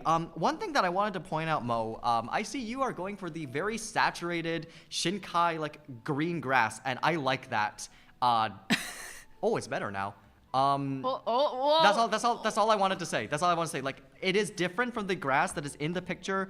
If you color pick it, it is a lot more like yellow. It's very but that saturated, is A-okay yeah. because I am for that. I think we should like change it up We as should we make please things if- more colorful than they are. We in should real make life. things more colorful than they are in real life. Yes. Okay. I need to hurry up because we are ending stream in only a little bit, and I gotta. Oh God, you're lock in right. this too. Okay, actually, Yeah. okay. Okay, we're While gonna lock in. we're Next doing this, questions. let's Yes. keep going with questions. Keep going with questions. All right. Clement. Okay, I'm just gonna stop. I'm just gonna focus on the questions. Clementine, general advice for getting art students. I'm not sure what that means. Getting arts. Probably like getting people to tutor. Join a tutoring agency. True. Tutoring agency. Advertise your stuff. If you have a platform, advertise your stuff there. It doesn't take too many. You know, like 2, 3, 4, 5 students will probably take up like most of your time, and if you price yourself accordingly, you will make pretty good money. So I think like there's no harm in advertising to your family friends if you have any. There's no harm in checking your current connections. And there's also no harm in posting to like Discord or wherever. But tutoring agencies will help you. Okay. Katsum Otter, how do you solve issues that you can feel in your pieces but don't know how to physically/technically solve or avoid? That is a hard question. Ooh, that is a difficult one. That is why I say like a lot of people have a vibes-based process, and I'm trying to move away from the vibes-based process. I'm trying to enjoy it. People conflate enjoying it for process. And I think that, this is a difficult one. Just because I'm enjoying something and I'm vibing along doesn't mean I am not like critically thinking all the time and technically breaking down my works and being like, okay, XYZ is going wrong in this way. I have a checklist that I run through. I check perspective, I check color, I check lighting, because that's usually my big ones. Okay. Chiktori asks most favorite/least favorite subject when drawing art. Oh, jeez. Okay. I do not like drawing people. I like drawing people, and I do not like drawing backgrounds. We should do a collab where. Yeah, where we you should draw... just collab. Yeah, you should draw you should draw like a BD, and I can put BD into this one. Business Daddy. Yeah, Business Daddy. I heard Business Daddy took over the SFU artist Discord. Is that true? For April Fools? It seems like he did do some kind of takeover. Listen, I don't control that guy. I simply created him and birthed him into the world. I didn't do anything after that. Frankenstein situation going on right here. Okay. Yeah, I got a you note from Frankenstein? Stream Ooh, Tech. yes. No. Yes. At Mo Ayato, you can go until 8 o'clock. Okay, but let's try perfect. not to go overtime. Let's try not to, because I'm a Richmonder and I'm currently in SFU Surrey right now. Yeah, so yeah. yes. I don't want to head home late either. So yeah. Next question. Shoba's got to sleep. Oh, yes. Actually, I want to answer the question as well. Actually, I did. Yes. I said people, and you said. Yes. You said backgrounds. Okay. Chiktori again asks, what if a commissioner wants something to be changed, but it's anatomy/perspective incorrect? Ooh. This has happened to me very rarely, and thankfully it is only something minor, like, oh, this hand is wrong, in which case I just erase the hand and do it again. Yeah, okay, no, that's a difficult one. Perspective incorrect is huge. Like, I get this from ADs more, like art directors, so I can answer for that. You just gotta change it, man. Like, I'm really sorry.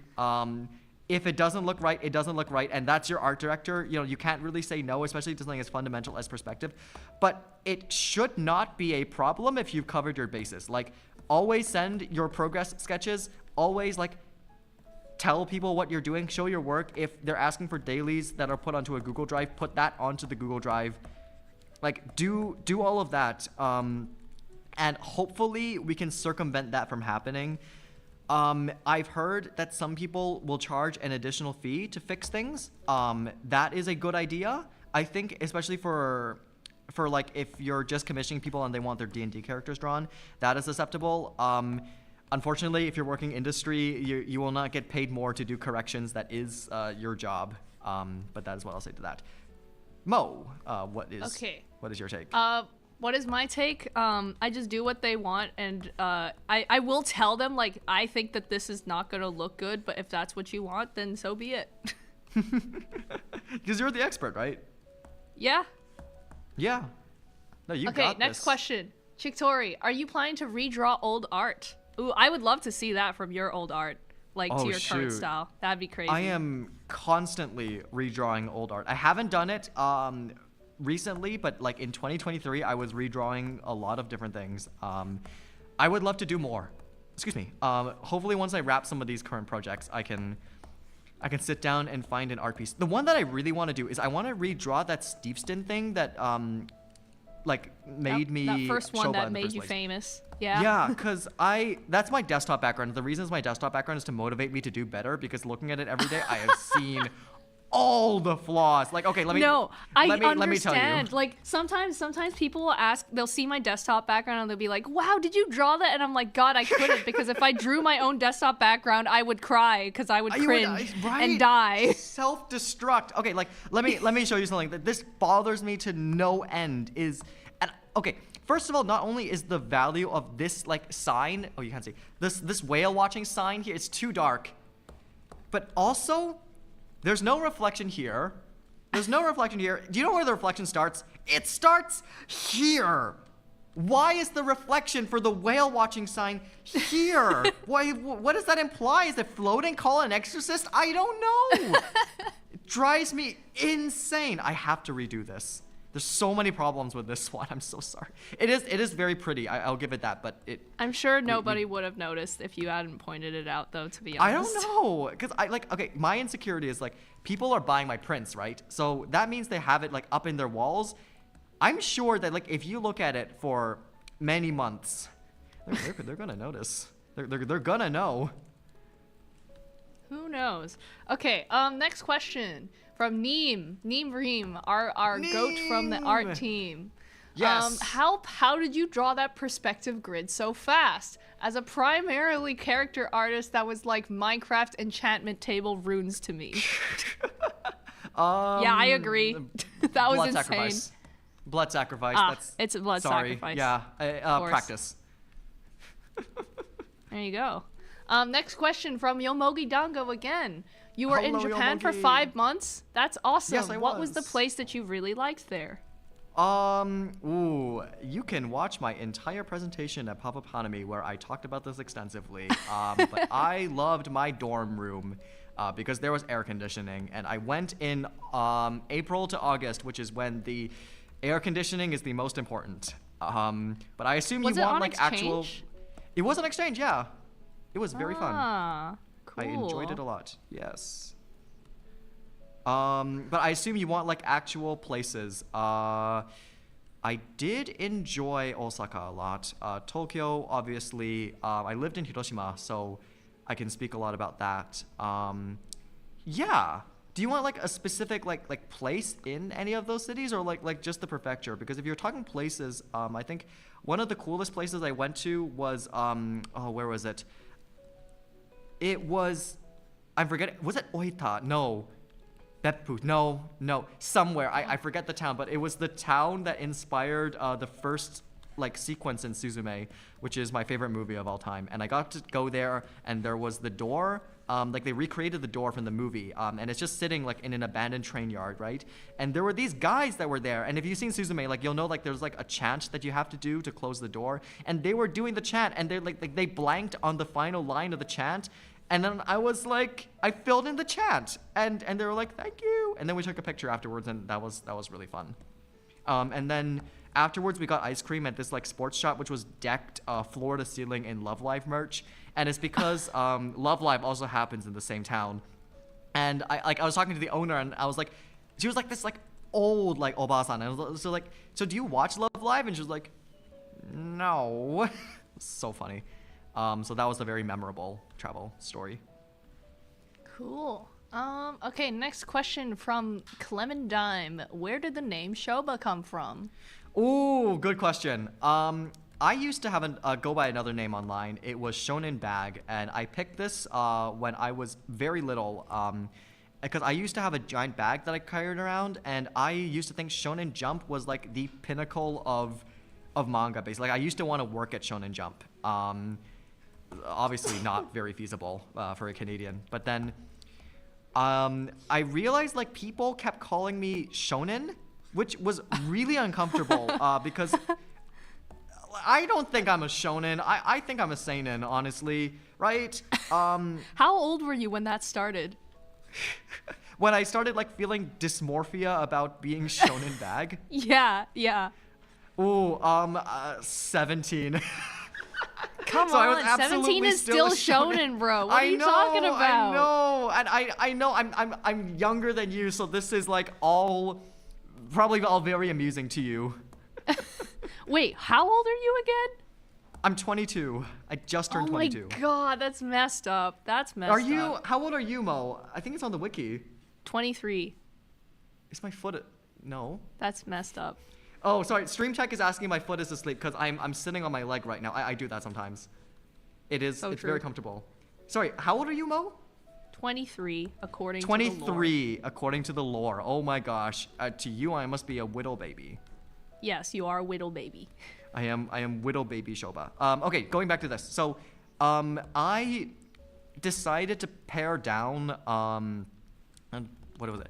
I pared down Shonen Bag to Shoba, similar to how like Japanese people abbreviate like Family Mart to Famima, or Comiket to Comiket.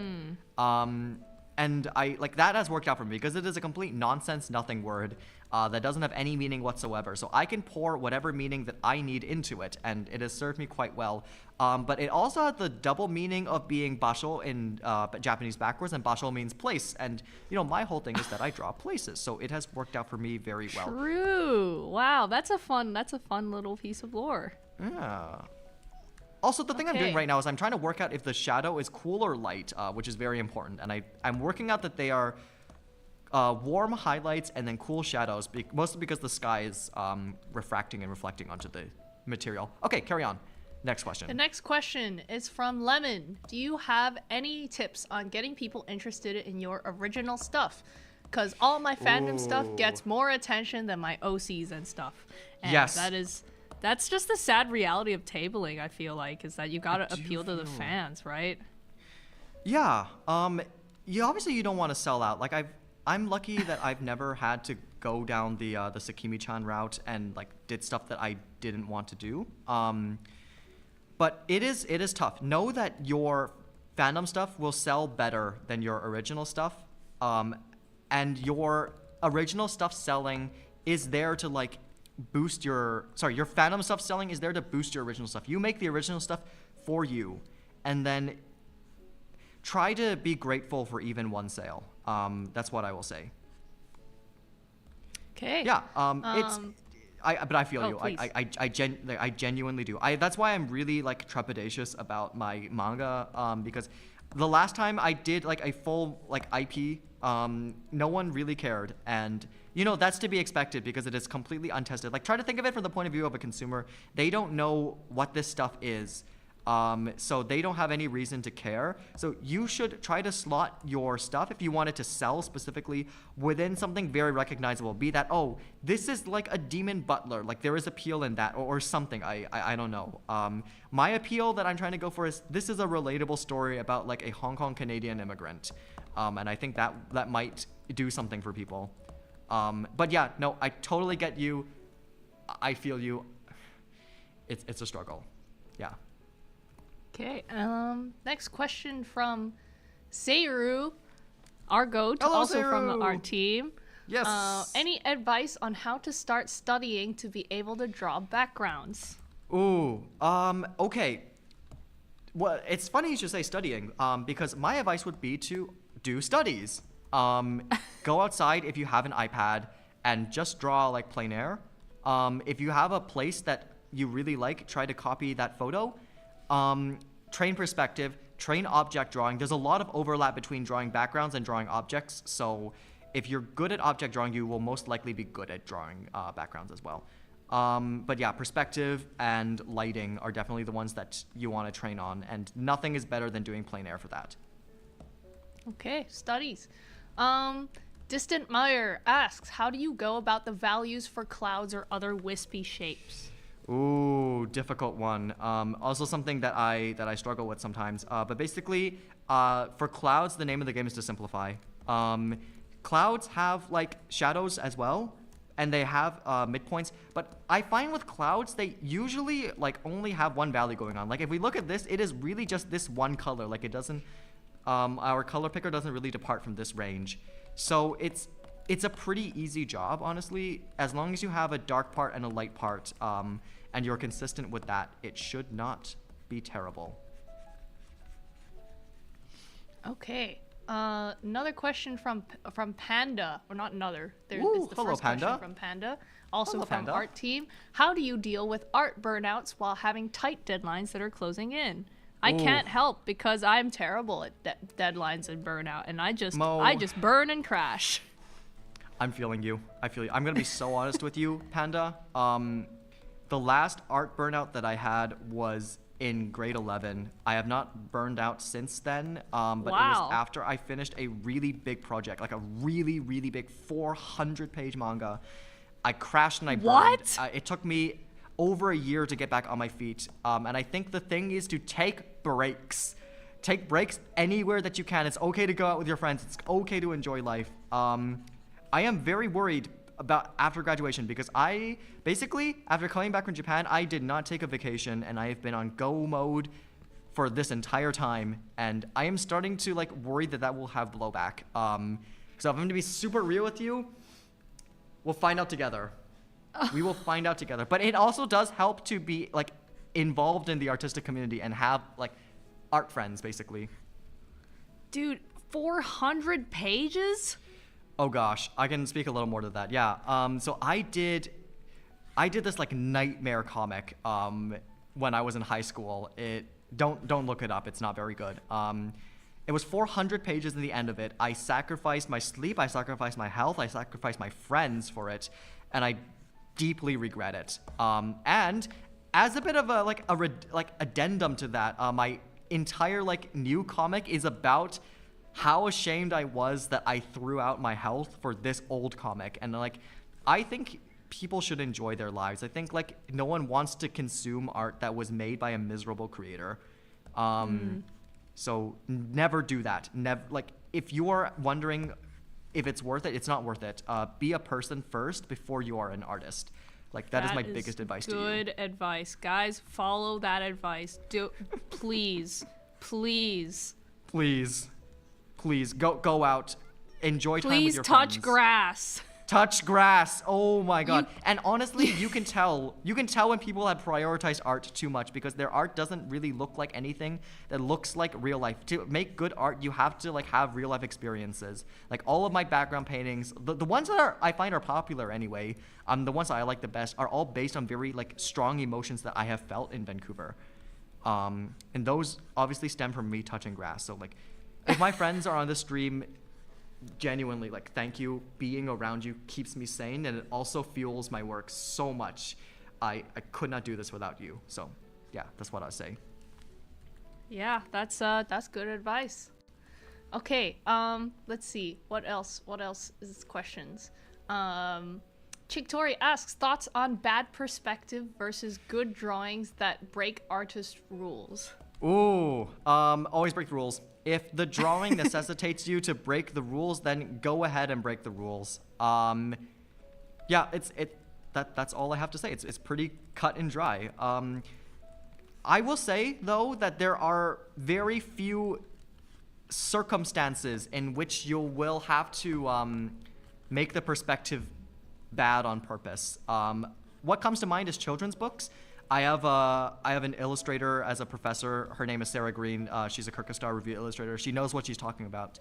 And one of the things she keeps telling us is perspective is an option in children's books. And I love that quote.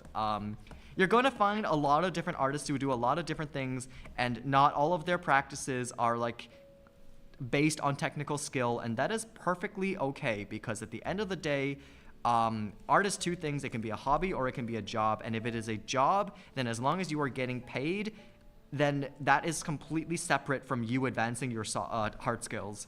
Obviously, train your art practice, but then if you are getting paid for your art, then that's good. Like, if you can get by breaking all the rules and having wonky perspective, then go for it. Like, who am I to stop you, right?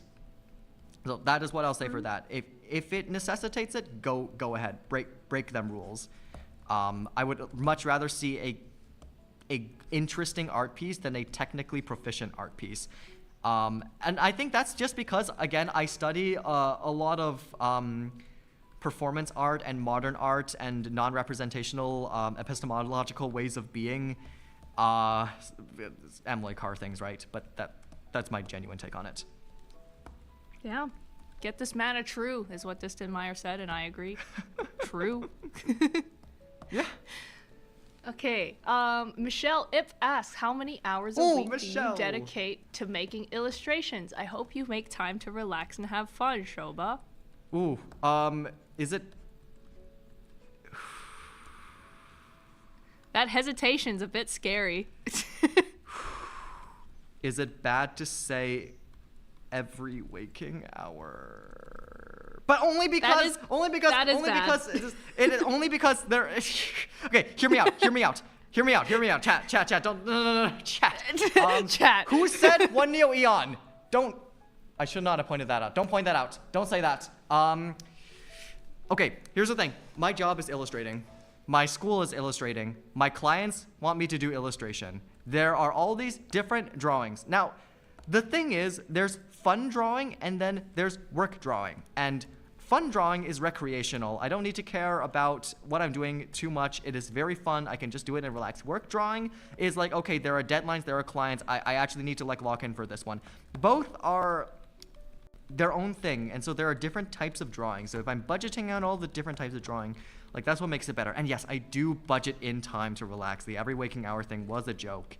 I do like I said, like I go out with friends, you know, I take that time to be able to be a person first. I always think that that is essential to the artistic practice anyway. Get this man a true. Okay. I think this is our last question so far. And Ooh, it's yes. also from Chick Tori again. Have you tried using muted/desaturated colors or grayscale to color Yes! the process? Oh, Yes! This is the kind where you block out like the values in black and white and then add color, right? Yes, I have done that before. It is very helpful. I have nothing but like good things to say about it. Yeah, I don't know what else I can say. Like yes, I've done it. Yes, it's super helpful. I would 10 out of 10 I would do it again. I have not. I've tried it and I didn't like it. Let me ask you, Mo. Like, what was the issue with it? I just okay. Maybe I didn't do it right because like to me it's like drawing in grayscale is a totally different experience to drawing in color, and I always feel like I am lacking the same kind of. I'm lacking the same like my favorite thing about like coloring. Coloring is probably my favorite process of drawing, like, to be honest. And my favorite part, one of my favorite parts of coloring specifically is like doing lighting and lighting temperature. I love warm lighting temperature. Yes. And I feel like a lot of that kind of like that is the vibe. And I feel like by making it monochrome from the start kind of removes that vibe. And I know people add it in, like obviously you can, but like for me that I think that it's harder for me to kind of get that vibe naturally when it's in monochrome. Can we get a true? And you are getting that vibe right now. Like I am. Yours is actually looking really good. Like I kind of want to do that vibrancy, but I will stick to the thing that I've decided. And yeah, now we're like going in and now we're adding those details, and I think like details can be anything. Sorry. Yes. Next question. I think that was the last question. Oh, no way. Are we... The last question is from Madame Stream Technician saying, where can we find all of Shoba's art? Will we be able to buy Shoba's work in store at markets? And can you both share the pieces if you go about completing it because of green pewter? Oh, yes. I absolutely want people to see the... Wow, this is not doing my... This is really not doing it any favors. Yes, this will be up on my Instagram later, so no worries. Where can you find my work? When the manga is done, it will be sold at markets. It will also be sold at the Artist Alley in Aberdeen Center. And if you want my website, I should just get the... you can find all of my work consolidated on my Instagram and also my website. My website is here upon this QR code. If I send this to you, can you put this, Madam Stream Technician, can you put this on the stream? I'm sure she can. I see some hesitation from... That's okay. Okay, we will... I will screenshot this. I will put this onto our PSD. Okay, I will send it as well. All good.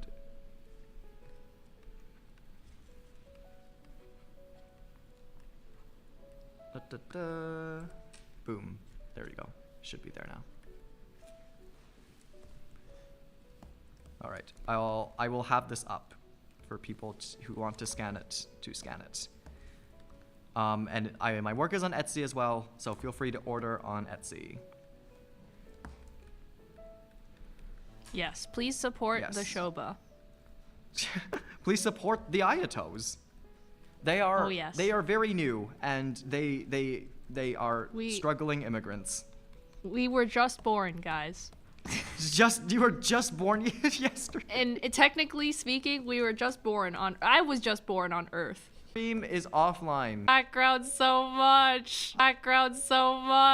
I think you got those shapes, Mo. You're doing it. No. I don't know what Mo, look at me. You are good. I cannot look at you. There's no way for me to see you if the stream is offline. You're frozen right now. Oh no, they're all saying it now. Uh-oh. Well, successfully reconnected. Oh, okay. That's what but we're not allowed to hear. My body is frozen. Oh, jeez. That's crazy. How are we stuck right now? How could this have happened? We're smarter than this.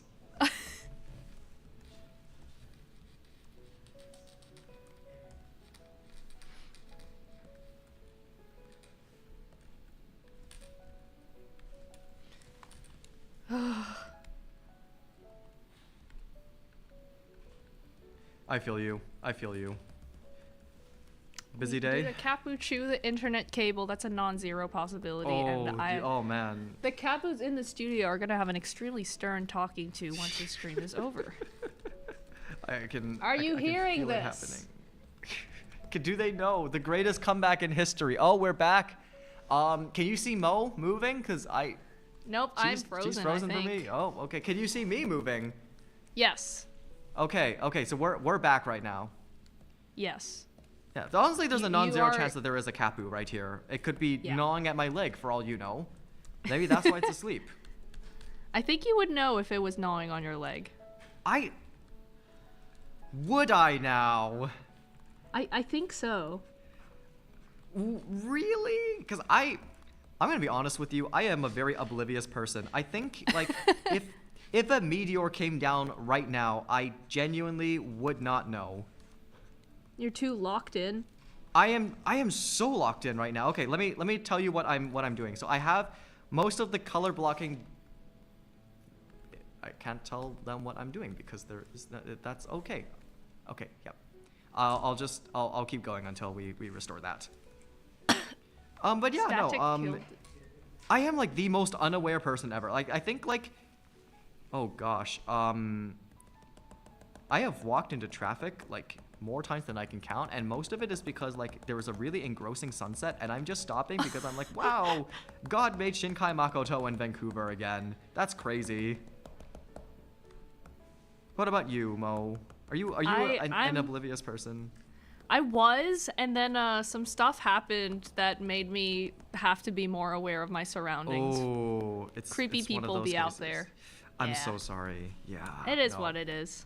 Hey, to all creeps, don't be creepy. People are people. Don't be creepy. Anyways, Don't it be is creepy. 7:43. We probably, should- and given the technical difficulties, we probably should be calling it a night. Yes. How can we go is your for- progress? Let's I would love go to for see 5 more minutes. Yes, because Okay. I will start the final process right now, which includes mostly like finishing up lighting and painting in some shadows with multiply layers if they haven't been added in already. Ooh, and I would love for painting you in to see shadows that. with multiply It's layers. so I also good. do that. It's so fun. I love it a lot. You don't feel and like it's like cheating?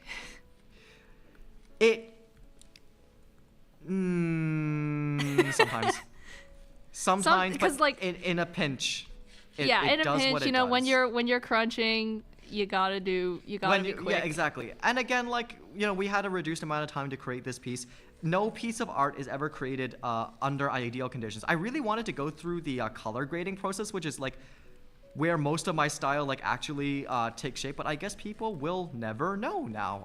That is okay. I Aw. keep my secrets, unfortunately. But Sad. it's okay. I will still like be doing it, and I will try to explain what it is. So I have the final step in my process, which is the color grading of the piece, and that is basically where I take where I take a bunch of sliders to my piece and I try to make everything look like it was supposed to be there intentionally. And I am doing that now. I also do a thing. Shinkai has like light leaks that he puts into a lot of his movies, and it's literally just a little haze, and you don't really know like where it's from, but it's like when the camera is blooming onto things. It is a lot easier to describe when I have it in front of me to be able to do it. But hopefully I'm making this easy to understand. I also take a saturation slider to it, especially. I really need to demonstrate this with the camera. It's all good. Yeah, I wish I could see it. I am looking at yours, and I am seeing you paint in those details. We should use this as like one of the backgrounds for this. Bestie, I have should no use idea what yours. I'm doing. No. See, that's really funny because I feel the exact same way. No, Sometimes no, you go to an art school. It's different. Dude, don't you go to SIAT? Isn't SIAT the School of Interactive Arts and Technology? But it's not about like painting. You don't really there's not very many classes about drawing. There's like I'm one. gonna be so honest with you, Mo. Emily Carr is not very. Oh my God, it's back! Let's the camera's go. back. Thank goodness. Oh, camera, mwah! I missed you so much. Okay, so we are back. Like Mo, I've decided to make the grass a little nuclear. We love nuclear grass. We love nuclear. Actually, it's too nuclear. I have to bring it down again. Okay, No. that's good enough. It's Soul. All right. I have a hue saturation slider. Why is it not targeting? Oh, because it's not. Okay. I have a hue and saturation slider that I use to adjust certain levels of things. Why is it like this? Hold on. Okay, we're gonna do this again. Just boost it a little bit. The best way I heard this described to me was that these things are like salt, and if you add too much to it, you are going to royally screw up your work. So only put in a little bit. And I'm trying to experiment with more muted tones because I think a lot of my old work was very saturated. Okay, so this is about as much saturation as we're going to get out of it. Now we're going to go into our color balance, and this is where it's okay for the work to sort of veer off. For color balance, I think I'm going to dip the shadows into cyan a little bit and dip into blue slightly.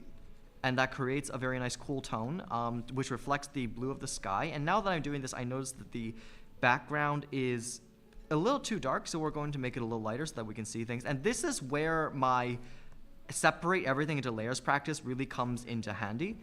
Okay, so now we have that. I think I'm going to go hit the highlights, and we're just going to drag the yellow slider and the red slider out. Yellow more than red, and what this does is it pushes the warm tones within these highlights out. So now that we have that going on, I think it's starting to look pretty good. It definitely looks more idealized. Now we're gonna add that secret sauce. And I think this is the part that everyone came for, which is the color grading of it. So we have the base. Very quickly, I'm gonna draw in a vignette. The vignette will help focus the piece. It will be of a saturated color, maybe like this, and then gouge and blur it so that you can sort of put it down. All right, gouge and blur it, and then boost the saturation of this because I don't know what is up with this, but it is, nope, it needs to be more saturated. There you go. All right, turn vignette down. Next thing is to add in our light stuff. So I am noticing if there was light coming through, light would be hitting this. It would be hitting this. It would be hitting the bushes. It would be hitting Rogers Arena, obviously, and then it would have its own like diffuse light leak over here. Put that in. Gouge and blur to a reasonable degree. This needs to be more gouge and blurred. So I will select this and then modify feather the selection. I will feather the selection by about 200 pixels. Then we will gouge and blur that again. I'm sorry, I'm going so fast because I know the stream needs to end very soon. Now we are going to put it into either hard light or color dodge, and I'm liking what color dodge is doing for me right now. So it's going to be color dodge, and now the Shinkai-isms are starting to come through, but it's too blown out now. If we put the image into, hold on, put the image into black and white, we'll see that suddenly I think it's too much towards the white levels and you can't really see any of the stuff. So we can adjust this a little bit. We can change the hue of the specific like glows themselves. I think that's good. We can turn down their opacity so that you can see more of that. And then what we can do again is we can adjust the levels amongst the background so that we can start to get some of that light on the top layer poking through. And I think, looking at it now, we should probably add in another secondary light leak. Shinkai is, like, he does a lot of purple light leaks, so maybe I'm going to draw that in. Not on the multiply layer, no. I got totally distracted while you were giving the guide, and I have no idea what you did. That is perfectly fine. We have the VOD. All right, and then like putting it down. Okay, this is looking a little better. I like the purple that we're going onto the sky, but now I just think we need to change the You're adding purple to the sky? We're adding purple to the sky. Because if you go and you look into a lot of Shinkai's movies, like I will pull it up.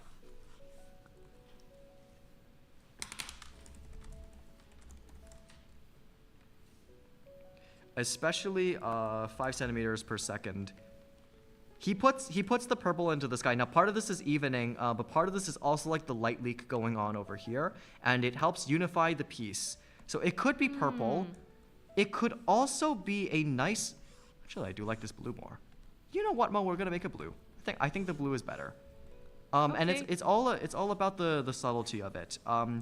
So I think this by itself works as its own completed piece, but I will go through and I will do some final checks to make sure that there's nothing that I missed. I'm going to turn color balance off because I actually think it doesn't need to be this blown out.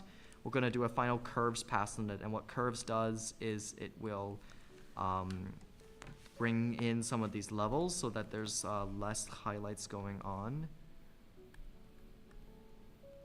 This is too dark now. No, it didn't look right. I'm gonna do it again.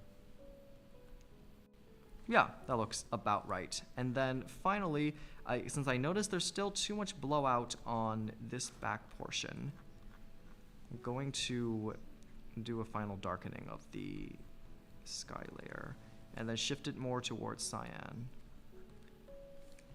I think if we just delete now this edge light leak. Oh, there we go. Now it looks right. Okay, yeah. So, man, I have to. Can I? If I send this to you, Mo, can you put this onto your stream? Can I what? Can I stream the image? Yeah, I can. No, I will. I'm sending it to Madam Stream Technician. Okay.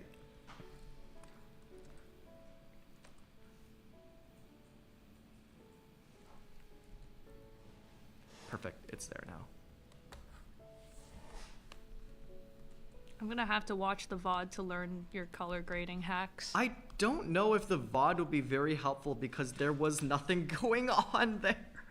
Like, I think I went too fast, but we are conscious of time. And then I'll also send the non-color graded version, which has more accurate colors to real life. But I think it's the color grading that makes it sort of pop into that Shoba way. So if you could imagine this, but more.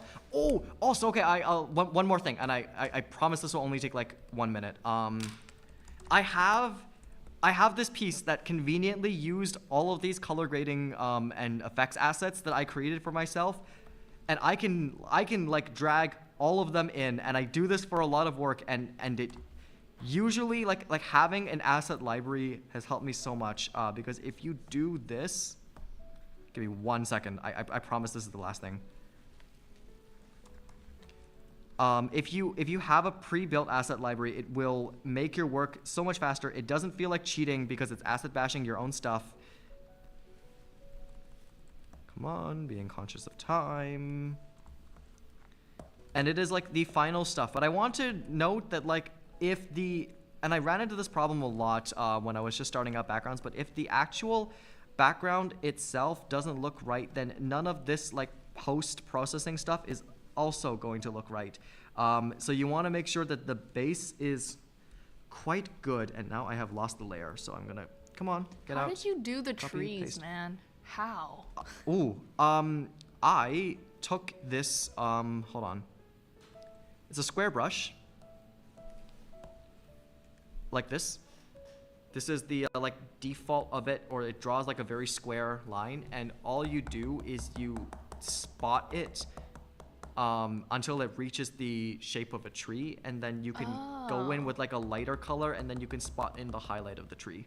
So that's how that works. Okay, send the actual completed version over to the stream tech, just to show that like that's what the color grading is there for.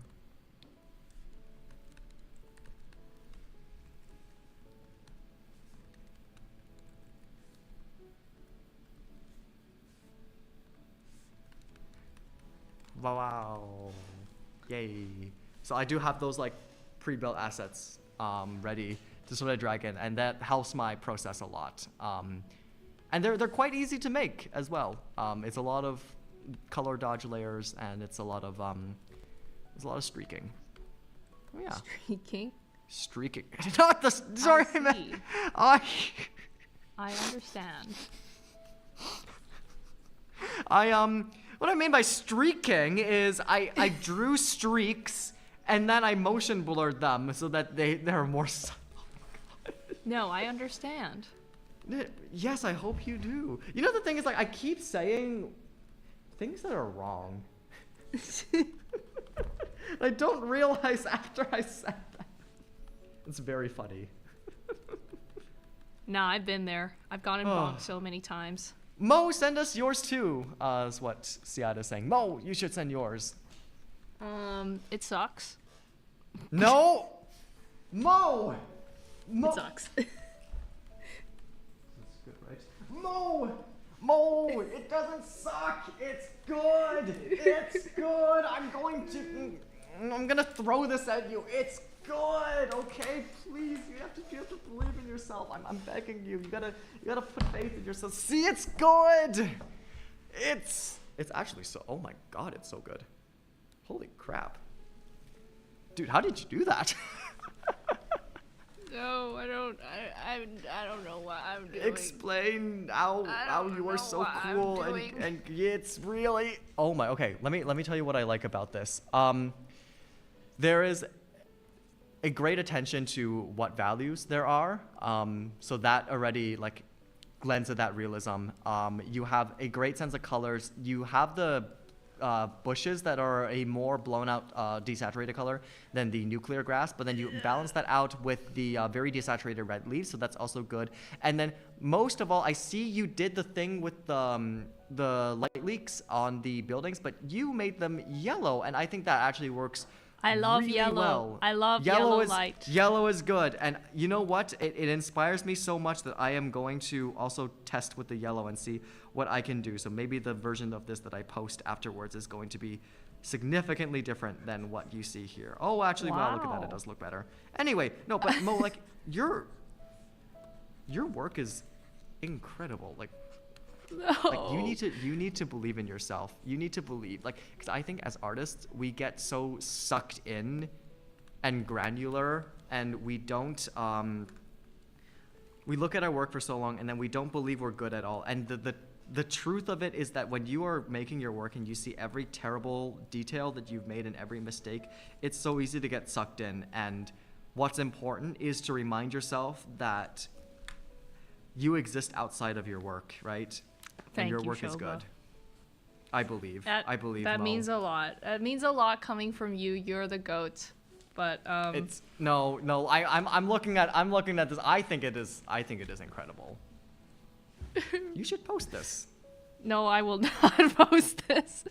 Especially if you're posting yours. I'm like, oh, what an embarrassment. No. What are you talking about? You keep saying this. I don't see what you mean. Can you explain what you mean? I cannot explain. Okay, let's have a look at chat, and then we'll let's look probably at chat and wrap it up. Yes. I suspect that the character design class IAT 380 is probably over. I hope they haven't stayed with us Probably. the whole time. Yeah, I at 380. If you're still watching, thank you. But Yes. also, you guys gotta go home. Yeah, guys, go home. We're gonna go home too. Go home. You didn't have to do that, but thank you. It means a lot. Yes. Okay. I'm just reading the Whoa. chat.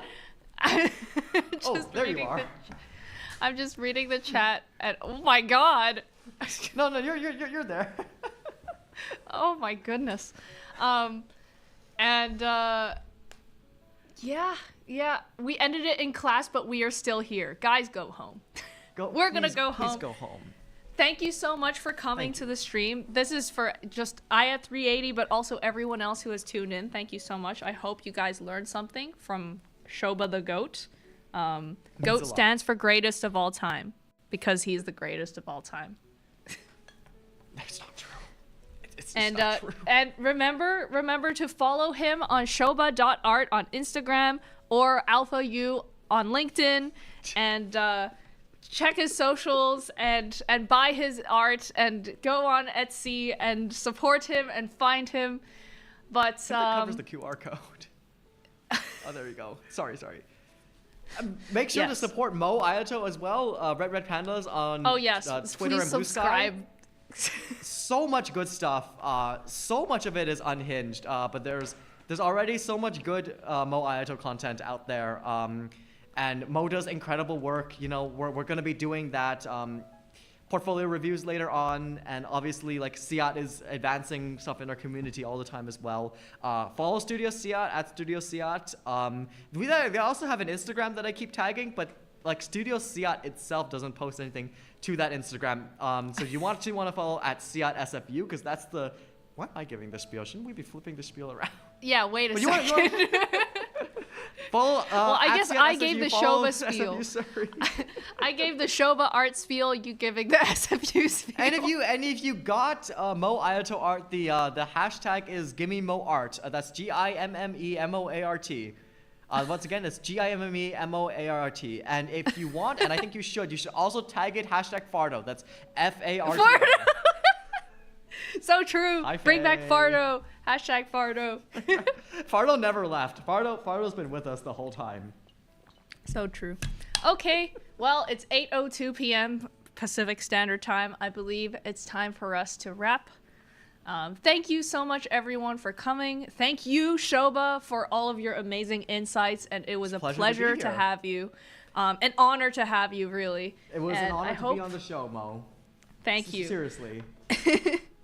Maybe we'll have you come back for future sessions. Who knows? I would love that. We'll see. Let's talk about it. All right, bring it in. Thank you. Oh. Bring it in. Oh, I will. there. Oh wait, I can't. My body is not being. I'm frozen. It's okay. You'll it's have okay. to- I'll give you a. I. You know, like when you're like, you know, or like, there you go. All right. It'll do. It'll Yeah. do. Yay. Okay. Yay. Thank you, Okay. everyone. Have a good night. Bye bye. Bye. See you.